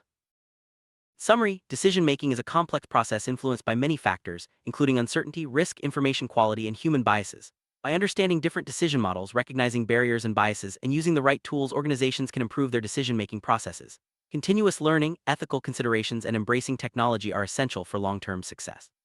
Ultimately, effective decision-making is about balancing rational analysis with creativity and intuition, adapting to change, and striving for continuous improvement. Welcome to our comprehensive guide on decision analysis. In today's fast-paced business environment, making the right decisions is crucial for success. We'll explore how to evaluate situations, identify problems, and create effective solutions. This journey will take us through proven methodologies such as the Kepner-Trigo approach and practical steps for analyzing and resolving complex issues. Whether you're a manager, team leader, or simply interested in improving your decision-making skills, this video will provide you with valuable insights and tools. Let's begin by understanding the importance of structured decision analysis and how it can transform challenges into opportunities. First step in decision analysis is evaluating the current situation. This involves a thorough assessment of what's happening both inside the company and in its external environment. By asking what is going on, we start to clarify the context and identify areas that need attention. This evaluation is not just about spotting problems, but also about breaking down the situation into manageable parts. Doing so allows us to ensure that our actions have a positive impact on ongoing activities. A clear understanding of the present lays the groundwork for effective problem-solving and decision-making. Once the situation is evaluated, the next step is to identify specific problem areas. This means recognizing which aspects are unclear or overlapping and dividing them into distinct tasks. Prioritizing these tasks is essential, as not all problems have the same impact on the company. By setting clear priorities, we can focus our resources on the most critical issues. This process also involves determining the best approach for each problem, whether it requires finding a root cause, making a decision, or identifying risks and opportunities. Proper identification sets the stage for effective solutions. Not all problems are created equal. Some require immediate attention while others can be addressed later. Setting priorities involves evaluating the severity, urgency, and potential future impact of each problem. For example, a problem that affects stakeholders or the company's reputation may need to be solved quickly. By using criteria such as low, medium, or high importance, teams can allocate their efforts more effectively. This ensures that the most significant issues are resolved first, minimizing negative consequences and optimizing outcomes for the organization. After setting priorities, it's time to choose the right approach for each problem. Some issues require root cause analysis, especially when the cause of the deviation from the desired state is unknown. Others may need a decision analysis where different solutions are compared and evaluated. In some cases, identifying risks and opportunities is the main goal. The chosen method depends on the nature of the problem and the information available. By selecting the appropriate approach, teams can address problems more efficiently and effectively. Well-structured plan is essential for successful problem solving. This involves assigning tasks to specific individuals, specifying the necessary resources, and setting deadlines. Planning also means determining how team members will be involved and ensuring everyone understands their roles. It's important to remember that this process is rarely linear. New information may require revisiting previous steps and adjusting the plan. Flexibility and clear communication are key to keeping the solution process on track and achieving the desired results. Decision analysis is not a one-time event. It's a continuous process that requires ongoing evaluation and adjustment. As new information emerges, teams may need to revisit earlier steps, refine their understanding of the problem, or modify their solutions. This iterative approach ensures that decisions remain relevant and effective in a changing environment. By embracing continuous evaluation, organizations can adapt quickly and maintain a competitive edge. Clear and precise description of the problem is fundamental to effective decision analysis. This step involves thoroughly understanding the issue, formulating it accurately, and identifying its key features and symptoms. It's crucial not to confuse symptoms with root causes. The initial formulation should capture the essence of the problem, setting the stage for targeted solutions. By investing time in this step, teams can avoid misdiagnosis and ensure that their efforts are directed at the real issues. Finding clear goals for solving the problem is the next critical step. This involves listing all interests that may be affected by the decision, including potential outcomes and impacts. These interests are then transformed into concise, actionable goals such as reduce costs or increase sales. It's important to separate ultimate goals from means to achieve them, clarify each goal's meaning, and ensure they are explicit, understandable, and measurable. Well-defined goals provide direction and criteria for evaluating potential solutions.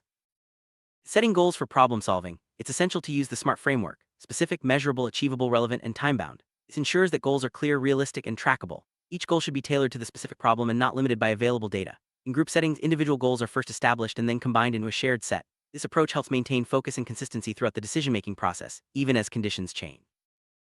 Understanding the causes behind decision problems is vital. Sometimes, causes are known and can be addressed directly. However, when causes are unclear, relying on trial and error can be inefficient and time-consuming. A more effective approach is rational analytical investigation, known as causal analysis. This method systematically uncovers the underlying reasons for problems, allowing for targeted and lasting solutions.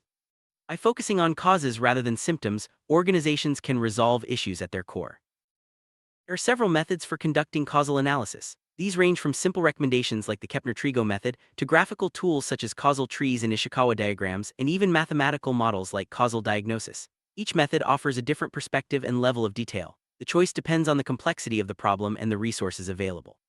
Using these tools helps teams visualize relationships, identify primary causes, and develop effective interventions.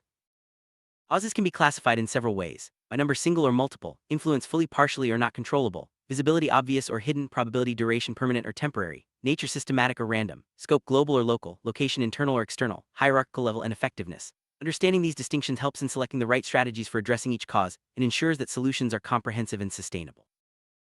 One common pitfall in problem solving is focusing only on symptoms rather than root causes. Symptoms are the visible signs of a problem, but addressing them alone rarely leads to lasting solutions. It's essential to dig deeper and identify the underlying causes, which may be hidden beneath the surface. This approach is often compared to an iceberg, where the majority of the issue lies unseen below the waterline. By targeting root causes, organizations can prevent recurring problems and achieve more effective results. After identifying potential causes, it's important to test and verify them. This step ensures that the causes identified are indeed responsible for the problem. Verification may involve gathering additional data, conducting experiments, or seeking expert opinions. Only after confirming the true causes should teams proceed with developing solutions. This rigorous approach minimizes the risk of addressing the wrong issues and increases the likelihood of successful problem resolution. Kepner-Trigo method is a structured approach to problem analysis and decision-making. It begins with recognizing that the actual situation differs from the planned one. The method involves formulating and describing the problem, identifying the object of deviation, and detailing how and where the deviation occurs.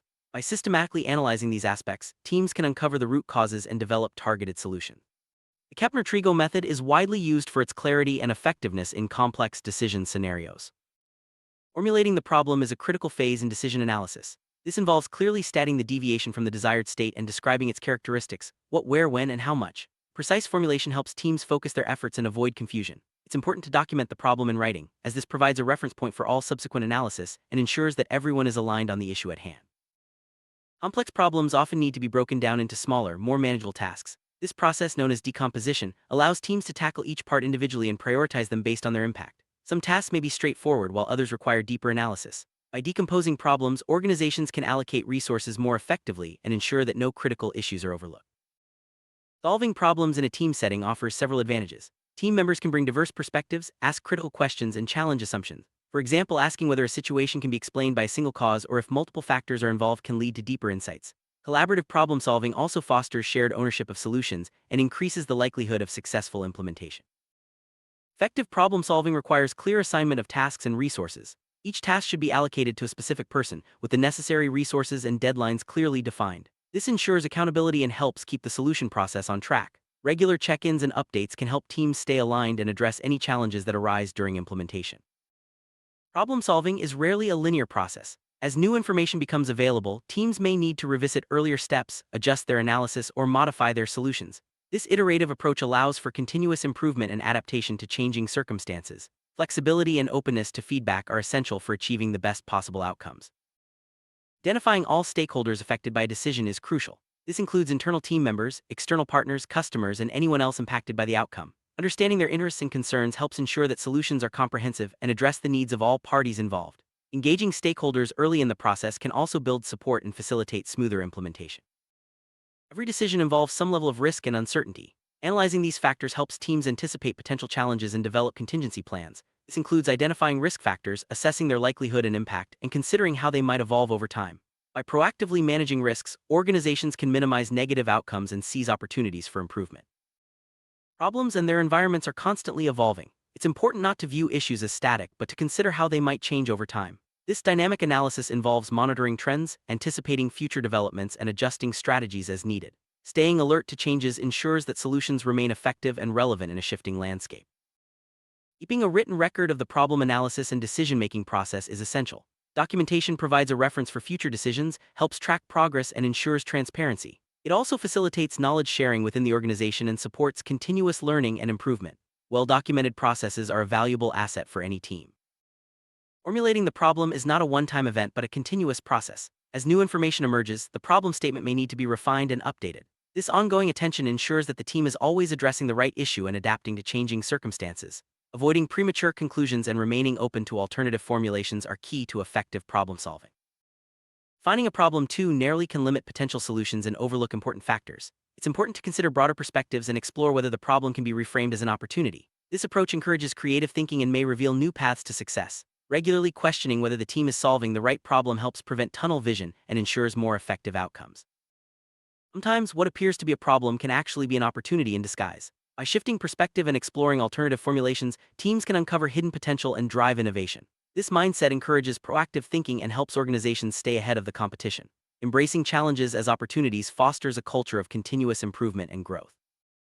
Both the analysis process and its results should be documented in writing. This ensures clarity, accountability, and ease of reference. Written records help teams track their reasoning, revisit past decisions, and learn from experience. They also support transparency and facilitate communication with stakeholders. Consistent documentation is a hallmark of effective decision-making.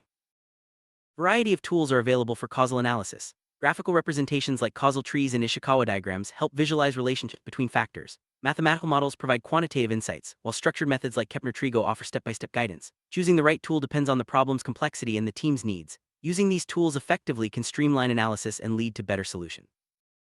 Causes often exist in a hierarchy, with primary root causes at the top and secondary causes below. Identifying the root cause is essential for effective problem resolution. The process involves tracing the chain of causes from the surface symptoms down to the core issue. Addressing only secondary causes may provide temporary relief, but lasting solutions require tackling the root cause directly.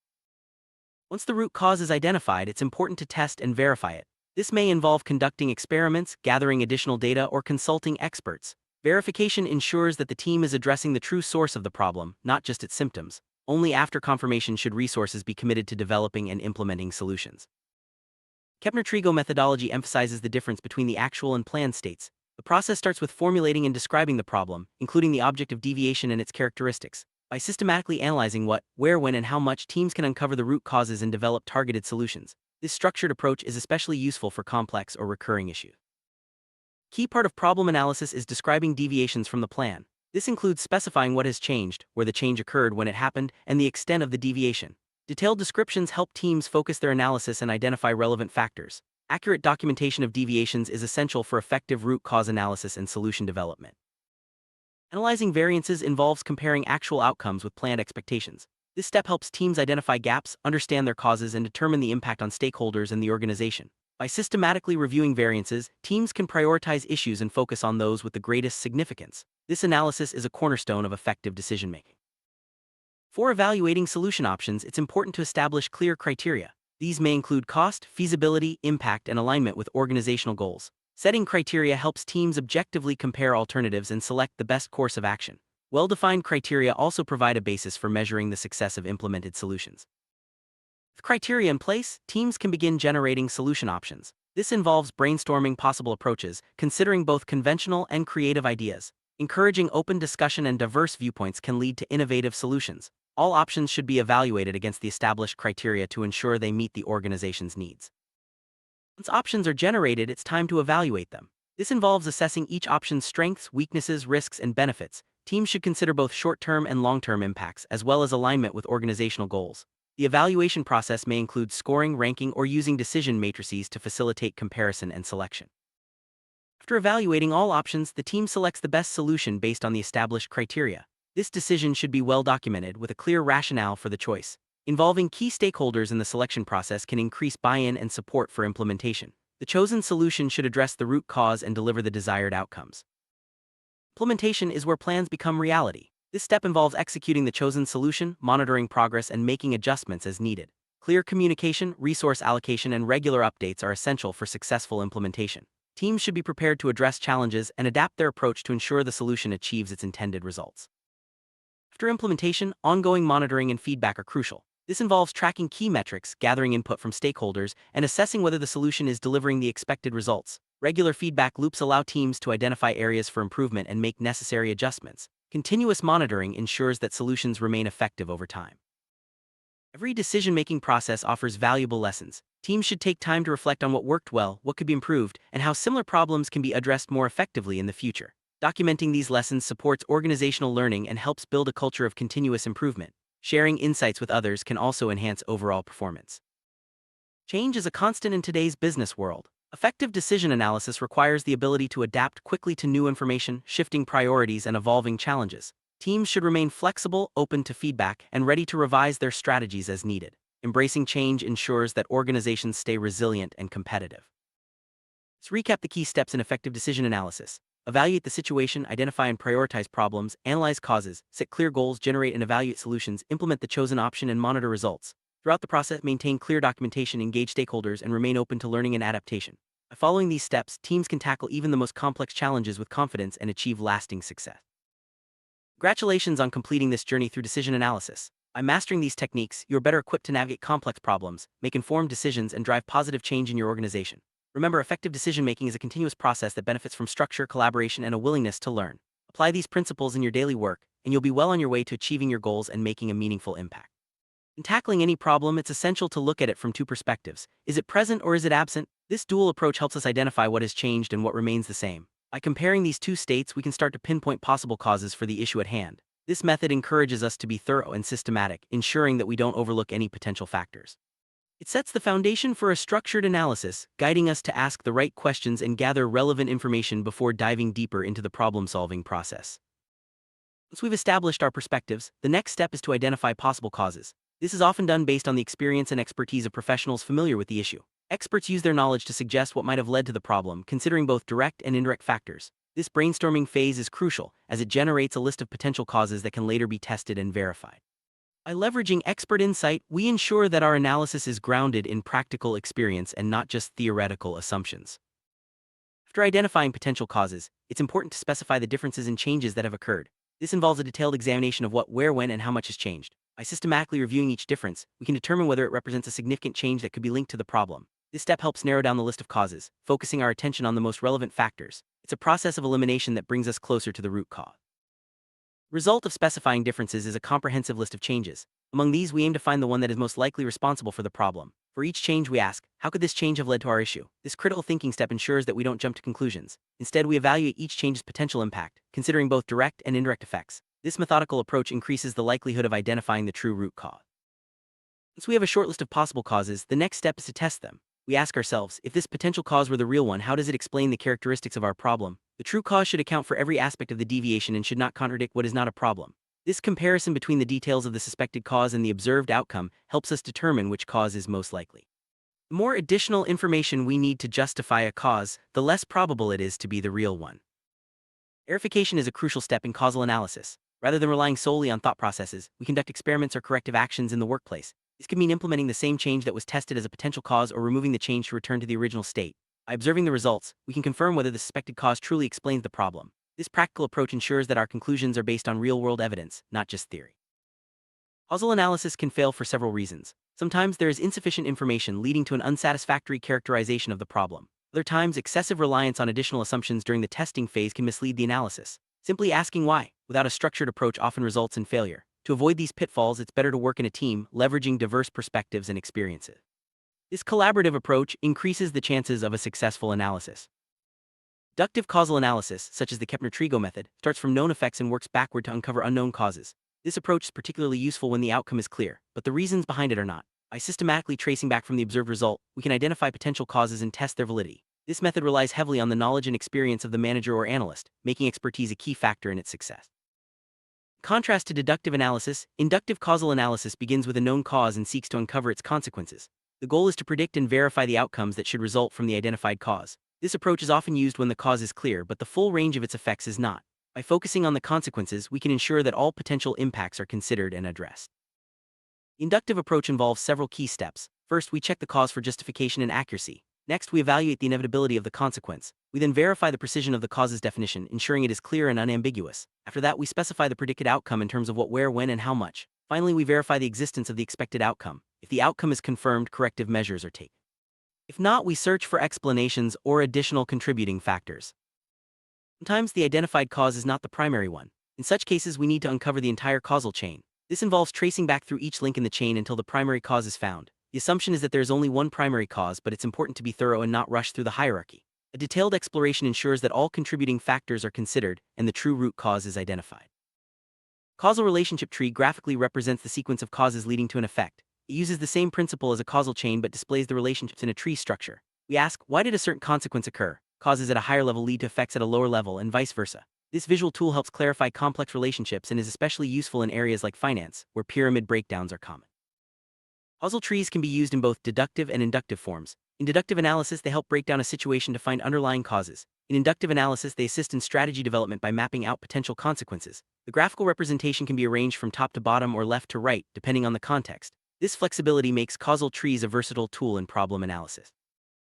Ishikawa or fishbone diagram is a powerful analytical tool for identifying and categorizing causes and their relationships to an effect. Widely used in practice, it helps analyze both qualitative and quantitative data. The effect is placed on the right side of the diagram, with major cause groups positioned closer to the effect. Within each group, the most important causes are placed nearest to the main horizontal line.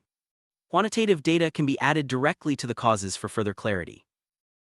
Typical categories in a fishbone diagram include human factors, materials, technology, and equipment. By organizing causes into these groups, we can systematically explore all possible sources of a problem. This structured approach ensures that no potential cause is overlooked and that the analysis is comprehensive. The fishbone diagram is especially useful for team discussions, as it provides a clear visual representation of the problem's complexity. It's unclear whether an event is a cause or an effect. A causal diagnosis matrix can help. For each event, we determine whether it is a cause of other events, recording the results in a table. The matrix format lists events in both rows and columns, marking a 1 or plus if an event in a row is a cause of an event in a column. This approach helps clarify complex interrelationships and identify the most significant causes and effects. The causal diagnosis matrix, we calculate two key indicators, causality P and centrality N. Causality is the sum of causes in the rows, while centrality is the sum of effects in the columns. The causality indicator is the difference between the number of effects and causes for each event, while centrality is their sum. Plotting these values on a graph forms a U-curve with the most significant events at the peaks, causes on the left and effects on the right. Force field analysis is based on the idea that both human behavior and environmental influences drive change. There are two types of forces, positive driving and negative restraining. The goal is to strengthen positive forces and weaken negative ones. By measuring the impact of each force and seeking corrective actions, we can better manage change. The force field diagram visually separates driving and restraining forces, making it ideal for complex problem-solving situations. A force field diagram, one column lists driving forces, while the other lists restraining forces. The strength of each force is measured, often on a scale from 1 to 5, and represented graphically by the length of the line. This visualization helps teams identify which forces to focus on, either by boosting positive influences or reducing negative ones. It's particularly useful for situations that require comprehensive solutions and team collaboration. App analysis is used to identify differences and deviations between various problems or situations. The purpose is to gather information that helps solve distinct decision-making scenarios. By first identifying the differences through targeted questions, we can compare even completely different situations. The goal is to pinpoint features that are unique to each problem, allowing us to address them appropriately while treating similar features in the same way. Six-word table method is based on 6 key questions: what, when, where, who, why, and how. This approach helps ensure that we don't overlook negative information and allows us to compare a problematic situation with a non-problematic one, resulting in 12 answers. It's similar to the Kepner-Trigo method and is particularly effective for comprehensive problem analysis. Pareto analysis distinguishes between important and less important factors using the Pareto principle, often referred to as the ABC method. Typically, 10-20% of items account for 80% of the value A, 30-50% account for 15% B, and 45-50% account for just 5% C. This method helps prioritize efforts by focusing on the most impactful factors, making problem solving more efficient.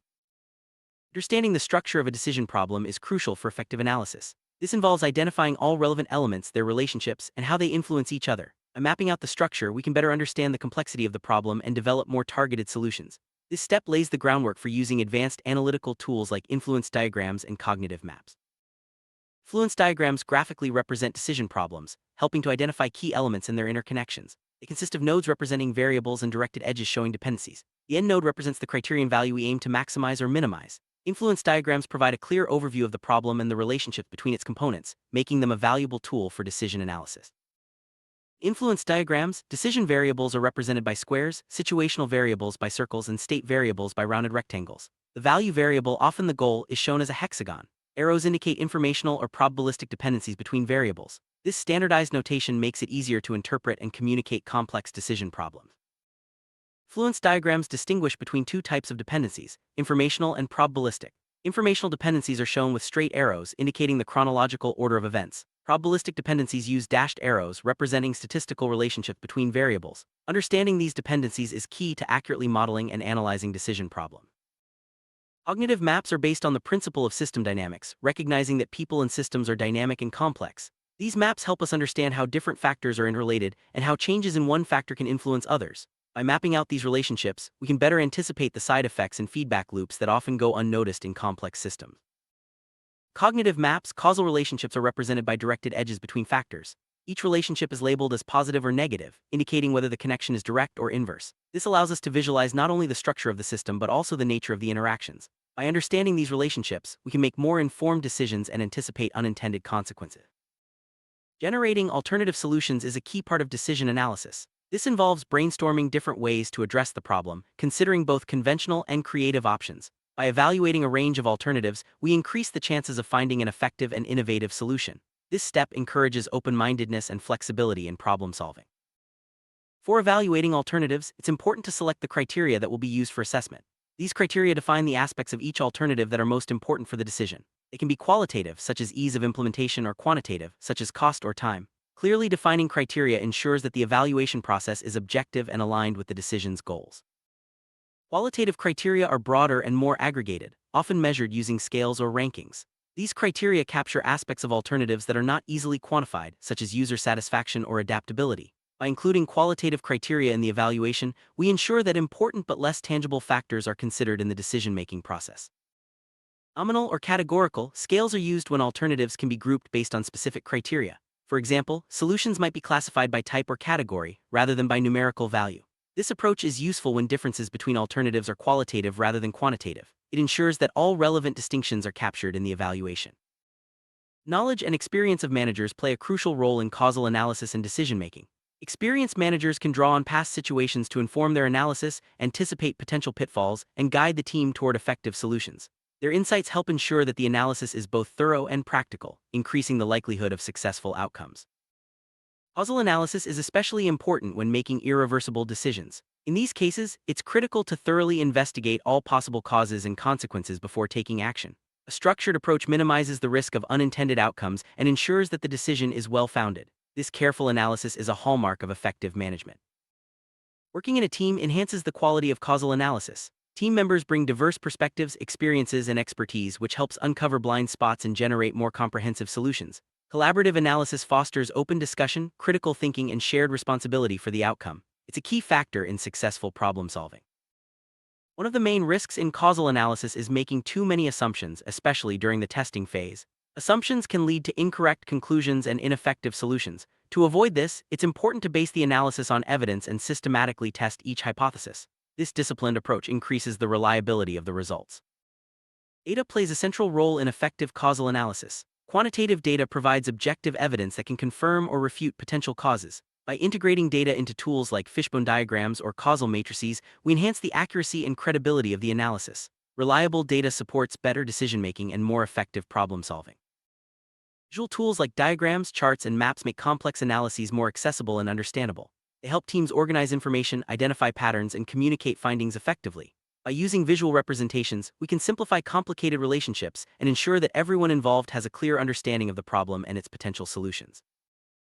Feedback loops are a key feature of dynamic systems. They occur when the output of a process influences its own input, creating cycles of reinforcement or correction.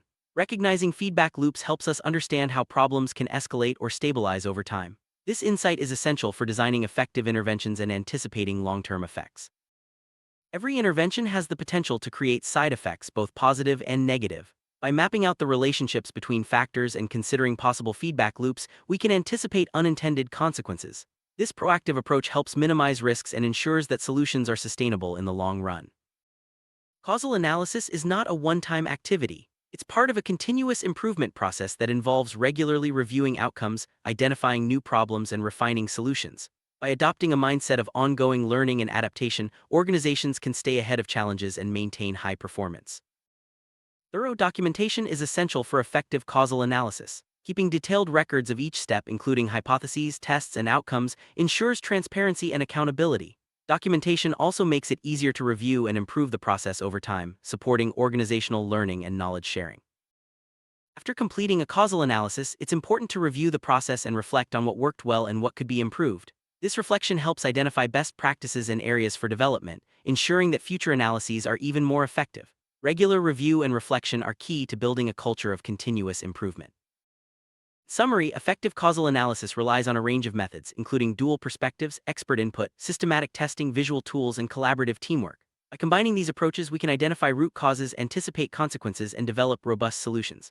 Mastery of these methods is essential for anyone involved in problem-solving and decision-making. Applying causal analysis in real-world situations requires practice, patience, and a willingness to learn from experience. By following a structured process, leveraging visual tools, and working collaboratively, teams can tackle even the most complex problems. The key is to remain open-minded, data-driven, and committed to continuous improvement. With these principles, causal analysis becomes a powerful tool for organizational success. Welcome to our comprehensive guide on decision criteria and variant selection. In any decision-making process, understanding how to set up and use criteria is crucial for achieving optimal results. Today, we'll walk through the different types of scales, the principles of forming a set of criteria, and the methods for generating and evaluating alternatives. Whether you're making business decisions or solving complex problems, these concepts will help you structure your approach and make more informed choices. Let's start by exploring the basic types of measurement scales used in decision-making. First, let's look at nominal and ordinal scales. Nominal scales categorize items without any order. Think of colors or marital status. Each category is distinct, but there's no ranking between them. Ordinal scales, on the other hand, introduce order. For example, you might rank options from most to least advantageous. However, ordinal scales don't tell you how much better one option is compared to another. They simply establish a sequence. Understanding these differences is essential when defining qualitative criteria for your decision-making process. Moving on, cardinal scales allow us to measure quantitative criteria. These scales provide meaningful numerical values, letting us compare how much larger or smaller one option is compared to another. Cardinal scales are divided into interval and ratio scales. Interval scales measure the distance between two options, while ratio scales let us determine how many times one object is larger or smaller than another. This distinction is vital for quantitative analysis in decision-making. In forming a set of criteria, it's important to let your goals guide you. Each criterion should correspond to a specific objective, ensuring there's no redundancy. Avoid overlapping criteria, as each aspect should only be evaluated once. Remember, criteria help determine how well each alternative fulfills your goals. Don't forget to include criteria that prevent undesirable outcomes or reduce risks, not just those that promote positive results. This comprehensive approach leads to more robust decision-making. Criteria are also shaped by the interests of stakeholders involved in the decision-making process. Different stakeholders may have varying priorities, so it's essential to consider their perspectives when developing your criteria set. Exclude any criteria where all alternatives have the same value, as these won't help differentiate between options. This ensures your criteria remain relevant and focused on what truly matters for the decision at hand. Complete set of criteria allows you to assess all direct and indirect consequences of each alternative, both positive and negative. Operationality means that every criterion must have a clear and unambiguous meaning, so decision makers can easily evaluate the impact of each option. Strive for a minimal set of criteria by aggregating or verifying them, but never at the expense of completeness or clarity. This balance is key for effective evaluation. Each criterion in your set should be as independent as possible from the others. Strong interdependencies can distort the evaluation process and lead to biased results. By ensuring that criteria are logically distinct and not tightly linked, you maintain the integrity of your assessment. This independence helps you accurately measure the unique contribution of each criterion to the overall decision. Creating a diverse set of alternatives is one of the most critical phases in decision-making. Both the quality and quantity of alternatives matter. The more options you have, the better your chances of finding an optimal solution. However, if there's only one possible solution, it's not truly a decision-making process. The approach you choose depends on whether the set of alternatives is already known or needs to be developed from scratch. Ever approach the generation of alternatives routinely? Always base your process on situational and causal analysis. Each decision-making scenario is unique, and you may not have standard procedures for creating alternatives, especially when facing new or complex problems. Drawing from previous phases and understanding the specific context ensures that your alternatives are relevant and tailored to the problem at hand. Method you use to generate alternatives depends on how well-structured the problem is. For well-structured problems, mathematical models and methods are effective. For poorly structured problems, creative methods, often called idea generation techniques, are more suitable. Recognizing the nature of your problem helps you choose the right approach and increases your chances of finding innovative solutions.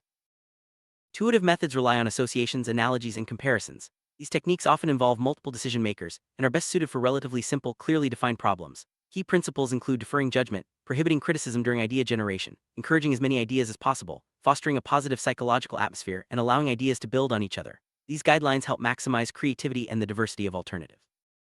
Brainstorming is a popular method where group members spontaneously generate ideas, with all suggestions being recorded. Groups typically consist of 6-12 diverse participants with a slight majority of experts. Brainwriting is similar, but ideas are written down individually. Both methods aim to produce a wide range of solutions by leveraging group dynamics and minimizing judgment during the creative phase. 635 method involves 6 participants, each generating 3 ideas in 5 minutes, then passing their ideas around for further development. The 66 discussion method uses 6-member teams who tackle a problem for 6 minutes. Both techniques are designed to stimulate rapid idea generation and collaborative refinement, ensuring a broad set of alternatives is considered in a short time frame.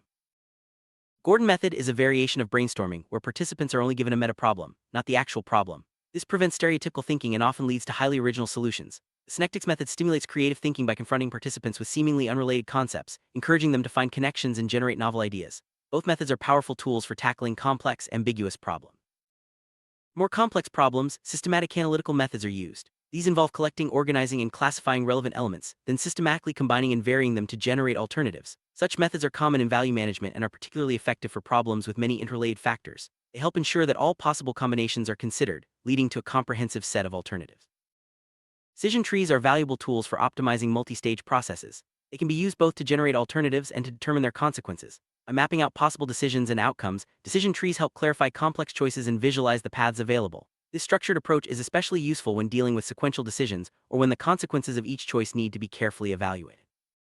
Morphological analysis involves systematically structuring the elements of a problem and dividing it into subproblems. The goal is to create the most complete set of alternatives possible. The most challenging step is defining the key parameters and their possible values, ensuring they are essential and logically independent. The main tool here is the morphological matrix, which cross-references parameters and their values to generate combinations. Pairwise relationship method, or PVN, creates complex alternatives by examining the relationships between pairs of partial solutions. These relationships can be mutually conditional, mutually exclusive, or independent. Ensuring thorough preparation, a broad base of knowledgeable participants, and careful attention to the experimental phase are all critical for success. The group should be diverse, and the moderator must be skilled in guiding the process. Several pitfalls can undermine the process of generating alternatives. These include failing to specify all objectives, oversimplifying the search for new solutions, relying on known problem-solving procedures instead of seeking new ideas, skipping critical phases like setting evaluation criteria, or merging phases that should remain distinct. The result is often a set of alternatives that is too small or not sufficiently diverse. Determining the consequences of each alternative can occur during the creation of alternatives or as a separate phase. If the nature of the problem allows, it's often efficient to assess consequences as you generate alternatives. However, it's crucial to keep evaluations separate from creation to avoid bias. Experts play a key role in this phase, providing insights based on their specialized knowledge. Gather expert opinions. Several methods are commonly used: surveys, structured interviews, group discussions, and the Delphi method. The Delphi method in particular involves multiple rounds of anonymous expert input, allowing for independent assessments and reducing groupthink. These approaches help ensure that the evaluation of alternatives is thorough and informed by diverse perspectives. Decisions must be made under conditions of risk or uncertainty. Specialized tools come into play. Decision matrices, probability trees, Monte Carlo simulations, and decision trees are all valuable for modeling possible outcomes and assessing risks.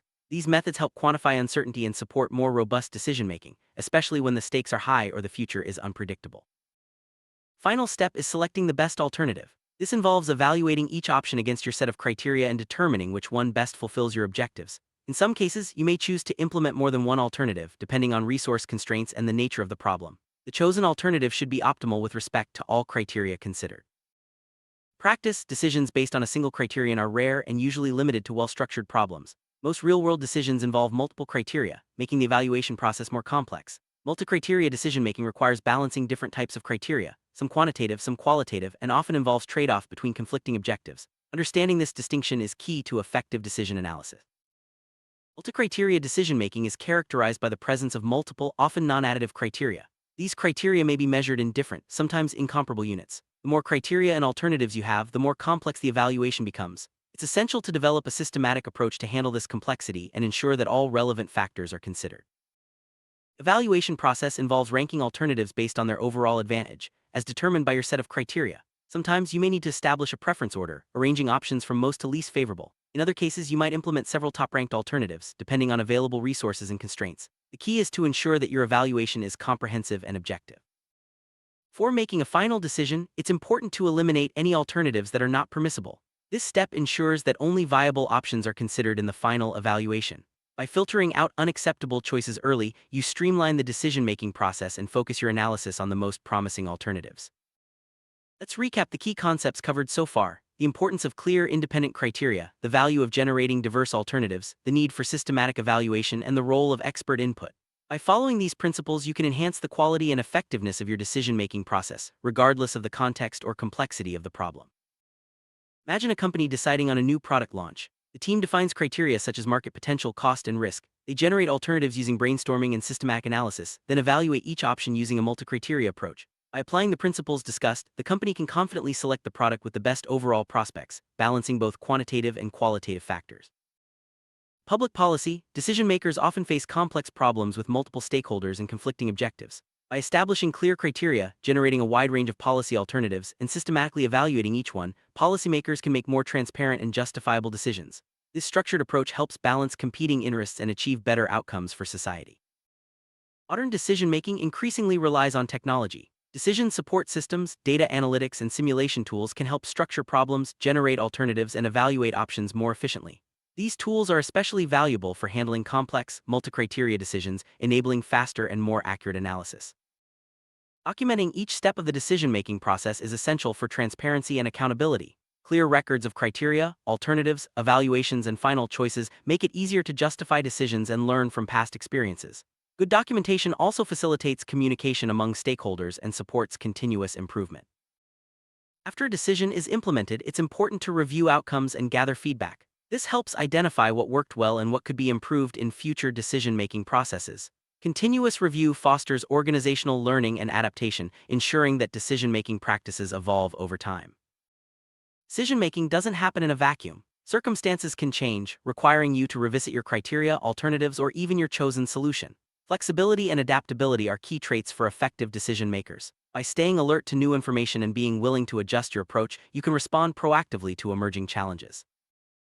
Ethics play a crucial role in decision-making. Always consider the broader impacts of your choices on stakeholders, society, and the environment.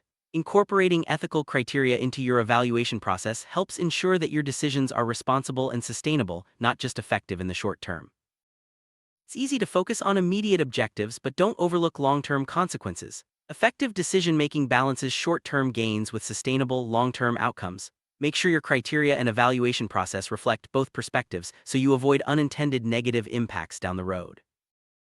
Composition of your decision-making group can greatly influence outcomes. Aim for a diverse team with relevant expertise and perspectives. A skilled moderator is essential for guiding discussions, ensuring that all voices are heard and keeping the process on track. The right mix of people fosters creativity and leads to better decisions.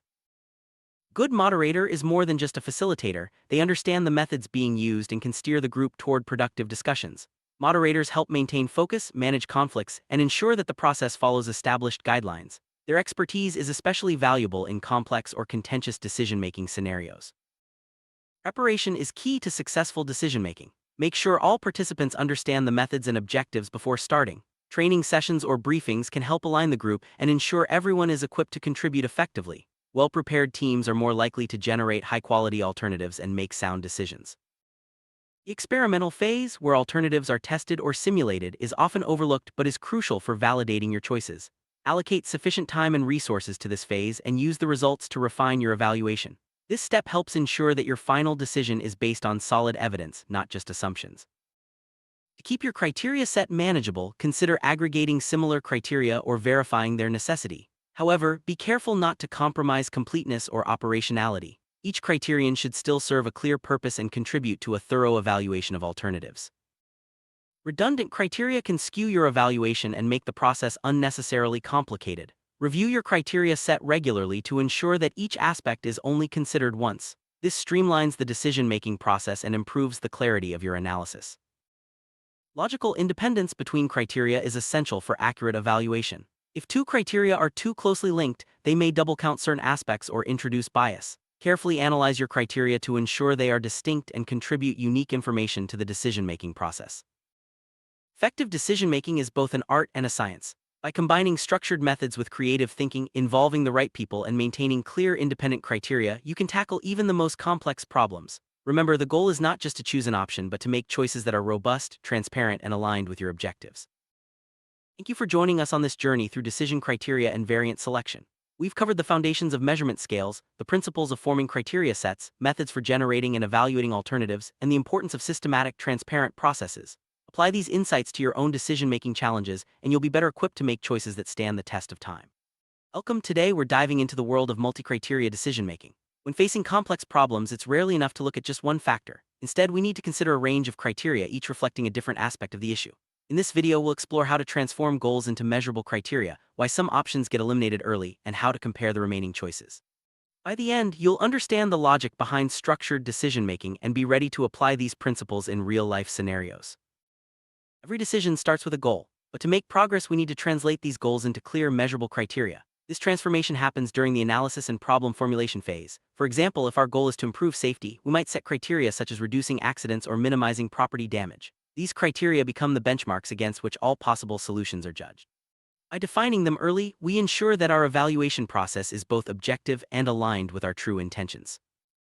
No decision exists in a vacuum. There are always constraints, limitations that must be respected. These could be budget limits, time frames, or technical requirements. If an option crosses any of these boundaries, it's usually eliminated from consideration. By identifying and applying these constraints early, we avoid wasting time on solutions that simply aren't feasible. This step streamlines the process and keeps our focus on what's truly possible.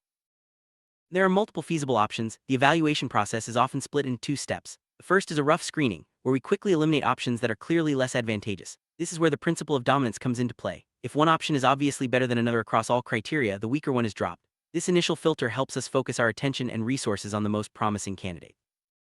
After the rough screening, we're left with a smaller set of promising options. Now it's time for a more detailed evaluation. This involves using multi-criteria assessment methods to compare the remaining choices. Each method has its own strengths, but the goal is always the same: to weigh the pros and cons of each option based on the criteria we've defined. This step ensures that our final decision is well-informed and balanced. Timing can be a critical factor in decision-making. Sometimes the process is unnecessarily prolonged, which can lead to missed opportunities or increased costs. Setting a clear deadline for making a choice helps keep the process efficient and focused. It also prevents endless deliberation and ensures that decisions are made when they're most needed. In most real-world situations, no single option is best across all criteria. Each alternative tends to excel in some areas while falling short in others. This is the nature of conflicting criteria. For example, one solution might be cheaper but less effective, while another is more reliable but costly. Recognizing these trade-offs is essential for making balanced decisions. Sometimes the list of criteria can be overwhelming. One approach is to reduce the number of criteria under consideration. However, this must be done carefully. Removing too many or the most important criteria can lead to poor decisions. Most heuristic approaches focus on just one or two key criteria, but always be cautious not to oversimplify the problem. Compare different criteria fairly. It's often necessary to convert them to the same unit of measurement. This standardization ensures that each criterion can be added together, making the evaluation process more straightforward. For example, converting both safety and cost impacts into monetary terms allows for direct comparison and aggregation. Another way to handle different criteria is by expressing them in terms of utility or benefit. This approach uses a multi-criteria utility function or pairwise comparison principle. It requires assigning weights to each criterion, reflecting their relative importance. By doing so, we can combine diverse criteria into a single comparable value for each option. Compensatory methods offer a specific approach to selecting the optimal variant. Here, improvements in one criterion can compensate for shortcomings in another. This method gradually eliminates options and criteria, focusing on those that offer the best overall balance. It's particularly useful when trade-offs are inevitable and no single option is perfect. Heuristic approaches to decision-making are designed for speed and simplicity. They're especially useful when a quick decision is needed or when the problem isn't too complex. However, for more strategic issues, relying solely on heuristics can be risky and may lead to poor outcomes. It's important to match the approach to the complexity of the problem at hand. Decision makers are influenced by a variety of factors. These include the time available, the effort required, their knowledge of the environment, the importance of making an accurate choice, whether the decision must be justified to others, and the desire to minimize conflict. Being aware of these influences helps ensure that decisions are made thoughtfully and appropriately. One common strategy is to choose the option that is most familiar. If a decision maker knows one of the options and not the others, they may select the known one, assuming its familiarity reflects its quality. However, this can sometimes favor those with less information, as they avoid the dilemma of comparing unfamiliar options.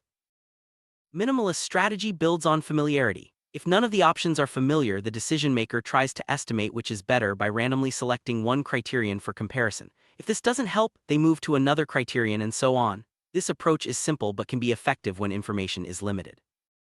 Sometimes, decision makers rely on strategies that worked in the past. Instead of choosing criteria randomly, they select the one that has proven effective before. This approach can streamline the process and build on previous experience, but it may also overlook new factors unique to the current situation. Lexicographic strategy involves ranking criteria by importance. The most important criterion is considered first. If several options are equally good on this criterion, the next most important is used to break the tie. This method requires little information and is straightforward to apply, making it popular in many decision-making scenarios. In the semilexicographic strategy, if the impact of options on one criterion is roughly the same, the decision maker treats them as equivalent and moves to the next criterion. This approach can sometimes violate the principle of transitivity, but it's useful when differences between options are minimal. Elimination strategy is a favorite among decision makers. It involves gradually removing options based on their performance against each criterion, starting with the most important. Options that don't meet the threshold are eliminated, and the process repeats with the next criterion. This systematic approach ensures that only the best candidates remain. Satisficing is about finding the first option that meets all the minimum criteria, rather than searching for the absolute best. If no option meets all the aspirations, the decision maker lowers the requirements until a suitable choice emerges. This approach is practical when time or resources are limited. Sometimes, criteria need to be converted to the same unit for fair comparison. For example, if safety is measured by the number of fatalities and cost by monetary value, research can help translate one into the other. This allows for direct comparison and aggregation, making the decision process more quantitative and transparent. Once all criteria are expressed in the same units, they can be summed to provide an overall evaluation for each option. This aggregation gives a single score, making it easier to compare alternatives. However, if direct aggregation isn't possible, improvements in one criterion must be weighed against declines in another, highlighting the need for compensatory approaches. When criteria can't be directly aggregated, compensatory approaches come into play. Here, improvements in one area can offset declines in another. The decision maker must decide which trade-offs are acceptable based on what they value most. This method is especially useful when no option is perfect, but some are better overall. Multi-criteria evaluation methods offer several advantages. They allow us to consider a large set of criteria, force us to explicitly state the importance of each, and make the process transparent and reproducible.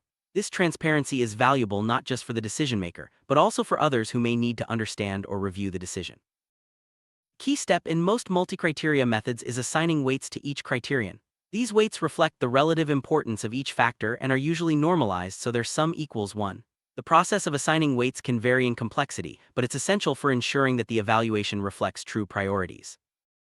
Direct methods for assigning weights involve evaluating the importance of each criterion directly. One common approach is the point scale, where points are distributed among criteria. For example, using a 5-point or 9-point scale or allocating 100 points across all criteria. After assigning points, they're normalized so the total equals 1. Another method is to rank criteria by preference. This involves ordering them from most to least important, either directly or in stages. In each stage, the most and least important criteria are identified, and the process continues with the remaining criteria. This helps clarify priorities and makes weight assignment more systematic. In this approach, the least important criterion is given a weight of 1. Then, each other criterion is compared to it and assigned a weight based on how many times more important it is. This process is repeated for all criteria, resulting in unnormalized weights which are then normalized for use in evaluation. Pairwise comparison methods involve comparing each pair of criteria to determine which is preferred. For each criterion, the number of times it's preferred over others is counted. These counts are then used to calculate normalized weights. This method is systematic but can be time-consuming if there are many criteria. Drawback of basic pairwise comparison is that if a criterion is never preferred, its weight becomes zero, even if it's not truly unimportant. To address this, weights are sometimes increased by one for each criterion. However, this method can still struggle with inconsistent preferences and doesn't account for the degree of difference between criteria. Soddy's method, also known as the analytic hierarchy process, improves on basic pairwise comparison by not only indicating which criterion is preferred but also by how much. This is done using a scale of relative importance. The resulting weights are more nuanced and better reflect the true differences between criteria. And there are more than 10 criteria, it's helpful to group them into related clusters, forming a criteria tree. First, normalized weights are assigned to each group, then to individual criteria within each group. The final weight for each criterion is found by multiplying its group weight by its own weight. This approach reduces complexity and ensures consistency. Using a criteria tree has several benefits. It lowers the demands on decision makers, ensures that relationships between groups are respected, and makes the weighting process more manageable. This structure is especially useful in complex decisions involving many factors. Compensatory weighting is used when the range between the best and worst outcomes is relatively small. Here, two hypothetical options are considered, one with the best possible outcomes and one with the worst. This helps clarify the relative importance of each criterion and ensures that weights reflect real trade-offs. A major advantage of structured multi-criteria methods is transparency. Every step from defining criteria to assigning weights and evaluating options is documented and can be reviewed by others. This makes the process reproducible and builds trust in the final decision. It's important to avoid common mistakes such as removing too many criteria, oversimplifying the problem, or failing to assign appropriate weights. Each of these can lead to poor decisions. Always ensure that the evaluation process is thorough and that all relevant factors are considered.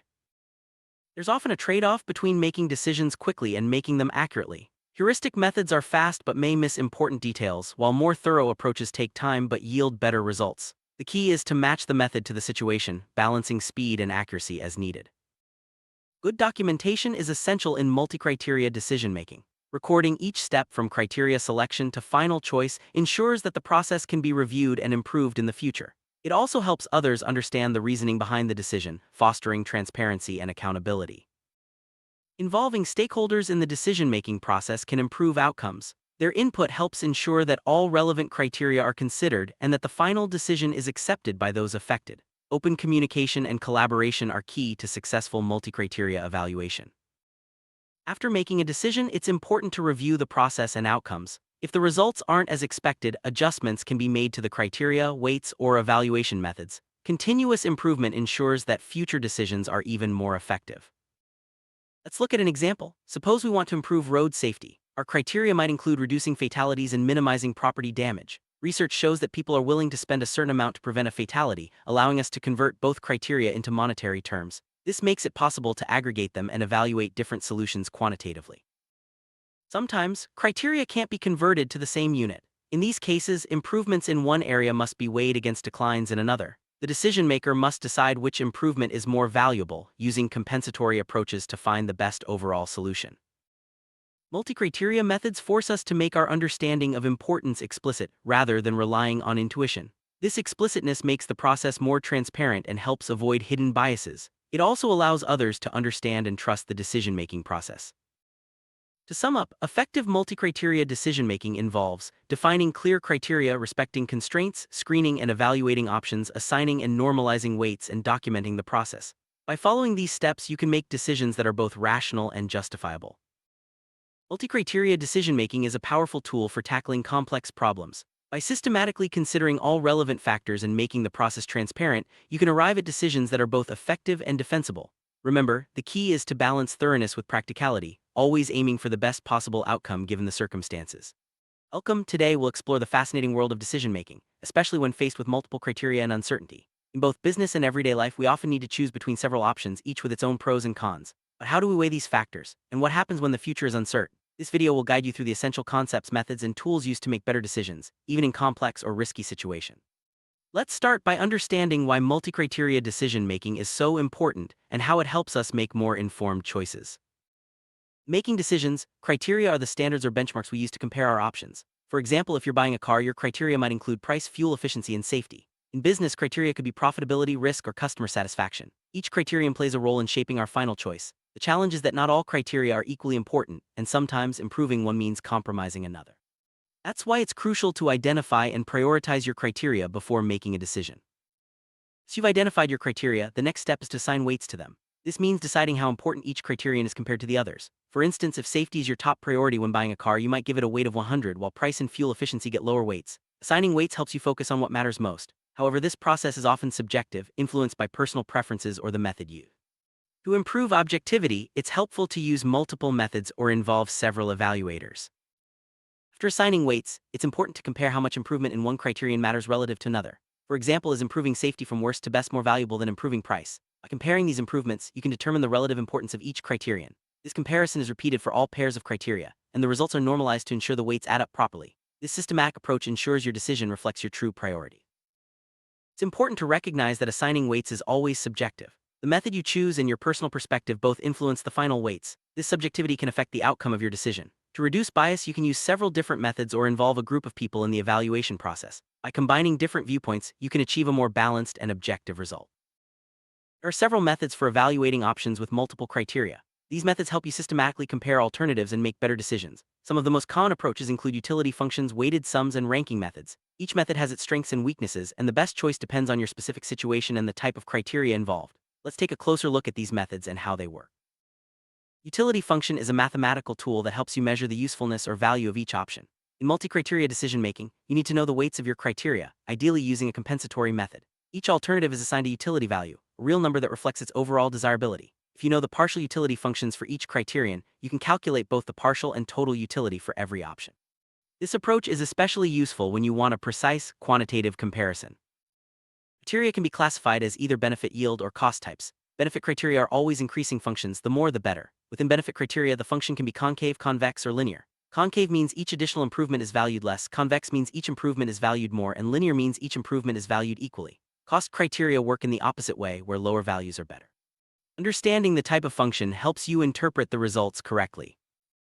Compare different criteria fairly. Utility functions are normalized so that their values range from 0 to 1. This means the worst possible value for a criterion is set to 0, and the best is set to 1. Normalization ensures that all criteria are measured on the same scale, making it easier to combine them into a single overall score. This step is essential for accurate and meaningful multi-criteria evaluation. Simple value methods are a streamlined version of utility functions. Here, the overall value of each option is calculated as a weighted sum of its partial values for each criterion. After calculating these sums, you can rank the options from best to worst. The option with the highest score is considered optimal. These methods are easy to use and understand, making them popular for quick decision-making. Weighted ranking method determines the value of each option based on its rank for each criterion. The best option for a criterion gets the highest score, equal to the number of options, while the worst gets a score of 1. This method is quite rough and is best suited for situations where most criteria are qualitative. It's simple but may not capture subtle differences between options. Another approach is direct scoring, where experts assign scores to each option for every criterion using a chosen scale. This method relies heavily on the evaluator's judgment and can be more subjective. It's useful when you need expert insight, but it requires careful consideration to avoid bias. The process can be demanding, but it allows for nuanced evaluation of complex options. Quantitative criteria, linear utility functions are often used. Here, the worst value for a criterion is assigned a utility of 0, and the best value gets a utility of 1. The values in between are calculated using a straight line. This method is less subjective and works well when the relationship between the criterion and its utility is straightforward. It's a practical choice for many real-world problems. Reference variant method compares the results of each option to a reference or baseline variant. The reference variant is usually the one with the best values for all criteria or the one that meets predefined standards. This method is especially useful for quantitative criteria but has limitations. For example, it assumes that improvements in benefit criteria are always linear, which may not be true for cost criteria. Dominance is a key concept in decision-making. One option is said to dominate another if it is better in at least one criterion and not worse in any other. The dominating option is always preferred over the dominated one. This concept helps you quickly eliminate inferior options and focus on the most promising alternatives. Now let's shift our focus to decision-making under risk and uncertainty. In many real-world situations, we don't know exactly what will happen in the future. This is especially true for complex or poorly structured problems at higher management levels. To make good decisions, we need to consider the likelihood of different future scenarios and their potential impact on our options.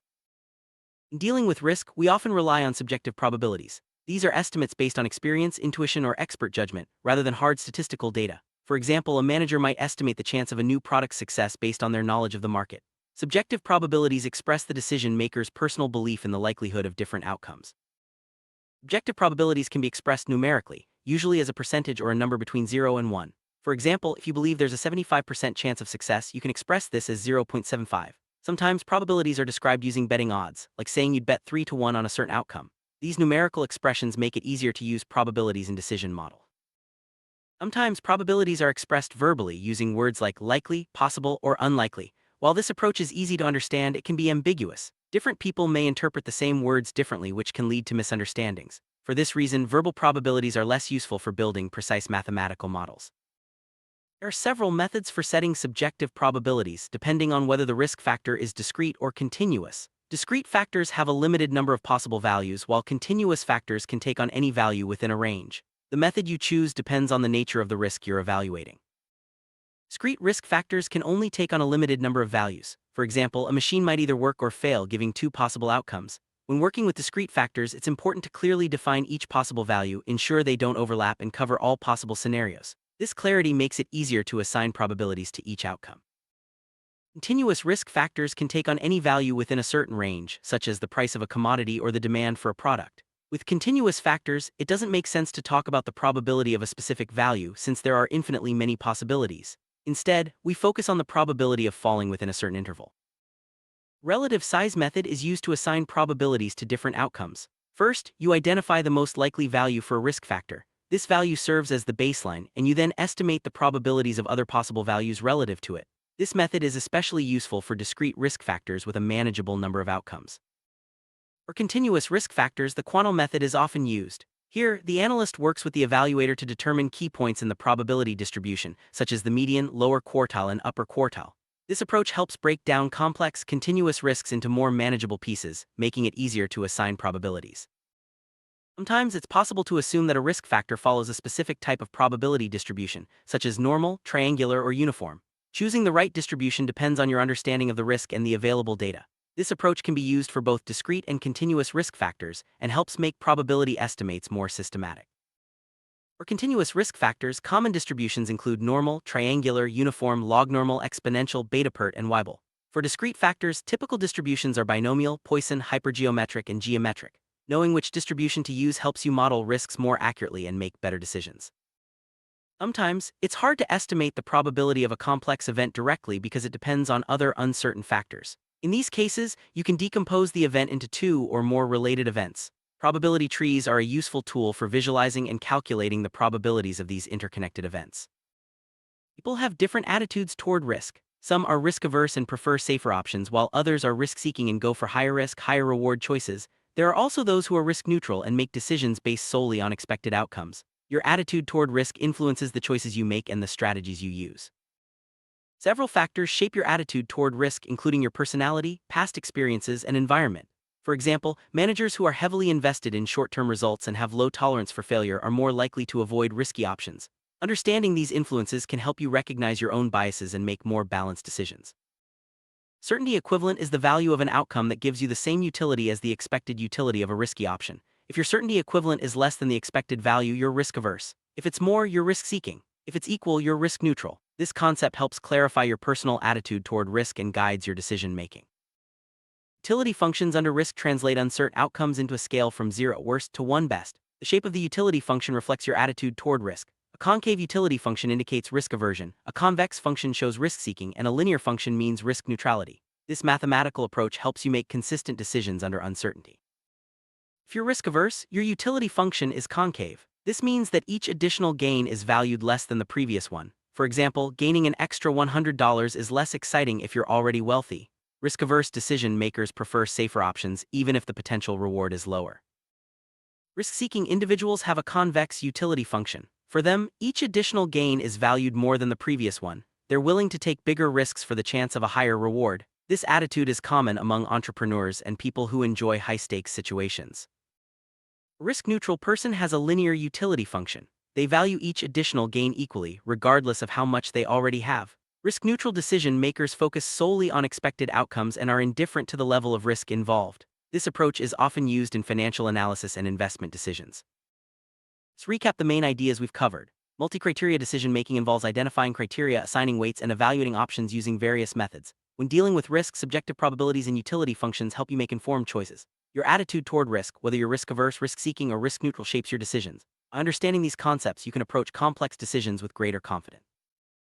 Imagine you're a manager choosing between 3 projects. Your criteria are expected profit, risk, and strategic fit. You assign weights based on what's most important to your company. Then you evaluate each project using utility functions and subjective probabilities for future scenarios. This structured approach helps you choose the project that best aligns with your goals and risk tolerance.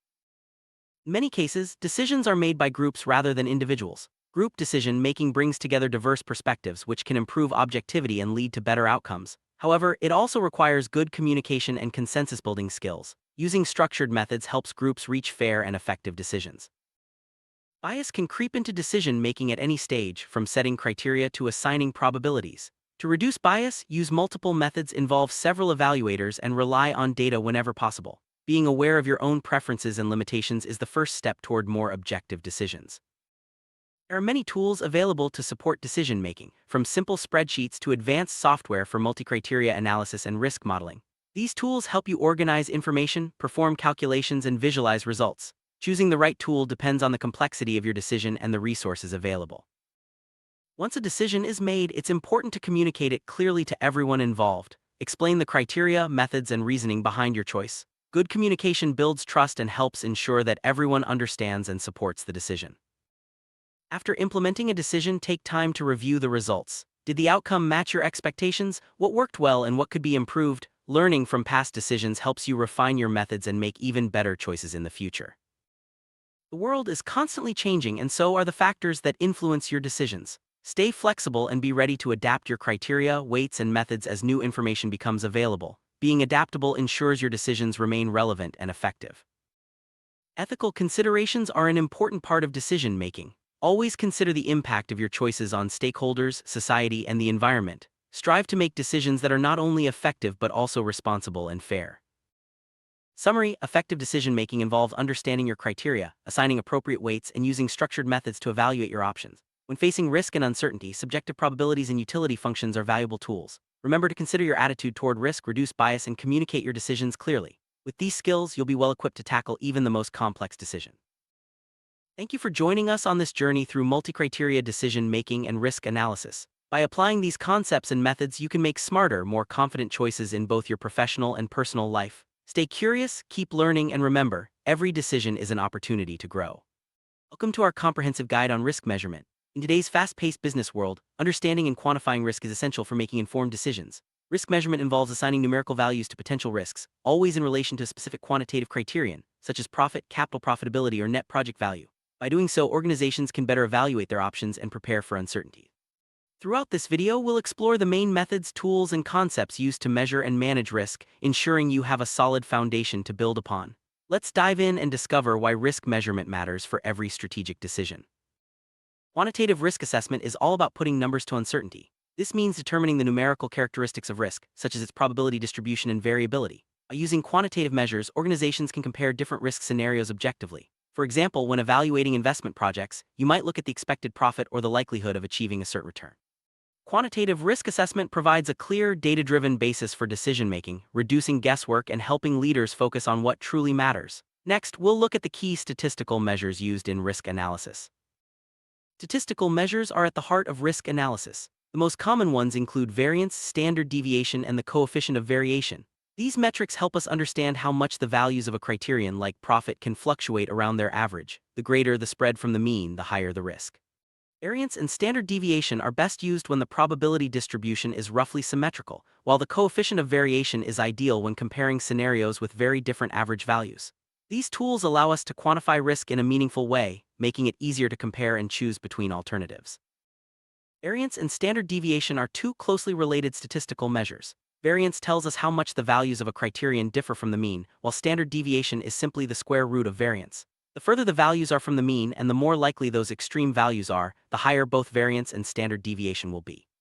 These measures are particularly useful when the range of risk scenarios is similar, helping us spot which options are more volatile and potentially riskier.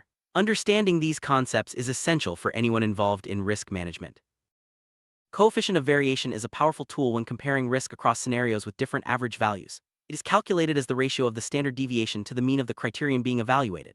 This makes it especially useful when the mean values of the options differ significantly. By standardizing risk relative to the mean, the coefficient of variation allows for fairer comparisons and better decision-making. It's a go-to metric when you're dealing with diverse investment opportunities or projects with varying expected returns. Another important aspect of risk measurement is determining the probability of not reaching or exceeding a specific value of your chosen criterion. This involves selecting a target value and calculating the likelihood that actual results will fall short or go beyond it. This approach is especially useful for setting risk thresholds and understanding the chances of unfavorable outcomes. By knowing these probabilities, organizations can set more realistic goals and prepare for potential setbacks, making their risk management strategies more robust. Value at risk, or VaR, is a widely used metric in risk management. It represents the value of a criterion such as profit or loss that will be exceeded or not reached with a certain probability. For example, a one-day VaR of $1 million at 5% means there's a 5% chance the loss will exceed $1 million in a day. VaR helps organizations understand the worst-case scenarios and set appropriate risk limits. It's a key tool in finance, investment, and project management for quantifying potential losses. Using the right risk measure depends on the characteristics of your scenarios. Variance and standard deviation are best when the range of risk options is similar, and the probability distribution is roughly symmetrical. The coefficient of variation is more appropriate when the mean values of the options differ significantly. Probability-based measures like the chance of not reaching a target or VaR are useful for setting risk limits and understanding the likelihood of extreme outcome. By selecting the right tool, you can tailor your risk analysis to your specific needs. Fully understand the consequences of risk, we need tools that can assess and display the impact of different risk scenarios. These tools help decision-makers visualize outcomes and make more informed choices. Some of the most common tools include sensitivity analysis, decision matrices, probability trees, and scenario planning. Each tool has its strengths and is suited to different types of risk and decision context. In the following scenes, we'll explore each of these tools in detail, starting with sensitivity analysis. Sensitivity analysis is a method used to determine the importance of individual risk factors. By analyzing how changes in each factor affect the outcome, organizations can identify which risks deserve the most attention. The basic approach is one factor at a time analysis, where you change one risk factor while keeping others constant. If a small change in a factor leads to a big change in the outcome, that factor is considered significant. Sensitivity analysis helps prioritize risk management efforts and focus resources where they matter most. Scenario-based sensitivity analysis takes things a step further by creating optimistic and pessimistic scenarios. This approach respects the different levels of uncertainty in each risk factor. By comparing the outcomes under best and worst-case assumptions, organizations can better understand the range of possible results. While this method provides valuable insights, it does require careful construction of scenarios and can be influenced by subjective perceptions of optimism and pessimism. Another form of sensitivity analysis involves applying the same percentage change, such as plus or minus 10%, to each risk factor. This method is simple and visually intuitive, especially with the right software support. Its main advantage is that it highlights the relative importance of each factor, allowing organizations to focus on the most critical risks. However, it doesn't account for the fact that some factors may have very different levels of uncertainty in practice. Sensitivity analysis is valued for its simplicity and clarity. It provides clear information about which risk factors are most significant, enabling organizations to allocate attention and resources efficiently. By differentiating between key and minor risks, sensitivity analysis supports more targeted and effective risk management. However, it's important to remember that this method looks at isolated changes and may not capture dependencies between risk factors. While sensitivity analysis is a powerful tool, it does have its limitations. By focusing on isolated changes, it may overlook the possible dependencies between risk factors. Additionally, applying the same percentage change to all factors doesn't always reflect real-world differences in uncertainty. These limitations mean that sensitivity analysis should be used alongside other tools for a more comprehensive risk assessment. Decision matrices are a fundamental tool for displaying the outcomes of different risk scenarios. They are especially useful when dealing with a small number of discrete risk factors. In a decision matrix, rows represent different decision options, while columns show combinations of risk factor values, essentially different possible states of the world. Each cell in the matrix contains the outcome for a specific combination. This structured approach helps decision-makers compare alternatives and choose the best course of action. Decision matrices are best used when the number of risk factors is small and each factor is discrete. If there are too many factors or if the factors are continuous, the matrix can become unwieldy. In such cases, simulation methods like Monte Carlo analysis may be more appropriate. By focusing on the most significant factors, often identified through sensitivity analysis, decision matrices remain practical and effective for many real-world problems.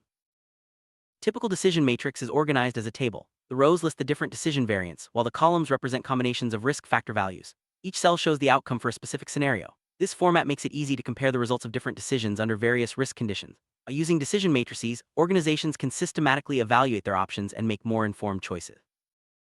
Probability trees are graphical tools that show the outcomes of risk scenarios based on the conditional occurrence of risk factors. Each node in the tree represents a risk factor, and the branches represent possible values, each with an associated probability. By following the branches, you can see all possible scenarios and their likelihoods. Probability trees are especially useful for modeling discrete risk factors and visualizing complex decision paths. Construct a probability tree. Start by identifying the key risk factors that influence your decision. Each factor becomes a node in the tree. From each node, draw branches representing the possible values of that factor and assign probabilities to each branch. The ends of the branches, called leaves, show the possible outcomes for each scenario. This structure makes it easy to calculate the overall probability of any outcome by multiplying the probabilities along the path. Probability trees are widely used in risk modeling and uncertainty analysis. They're particularly valuable in financial market analysis, option pricing, and reliability assessment of technical systems. By visualizing all possible outcomes and their probabilities, probability trees help organizations anticipate rare but impactful events, such as system failures or market crashes. They are also useful for evaluating investment projects with multiple stages and dependency.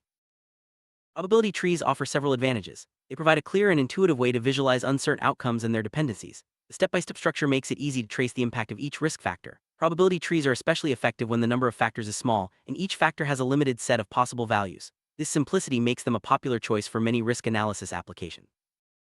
Despite their strengths, probability trees have some limitations. They can oversimplify complex problems, especially when there are many risk factors or continuous variables. The number of branches grows rapidly with each additional factor, making the tree hard to manage. Probability trees also can't easily show how scenarios might change in response to evolving risk factors. For more complex situations, other tools like simulation may be needed.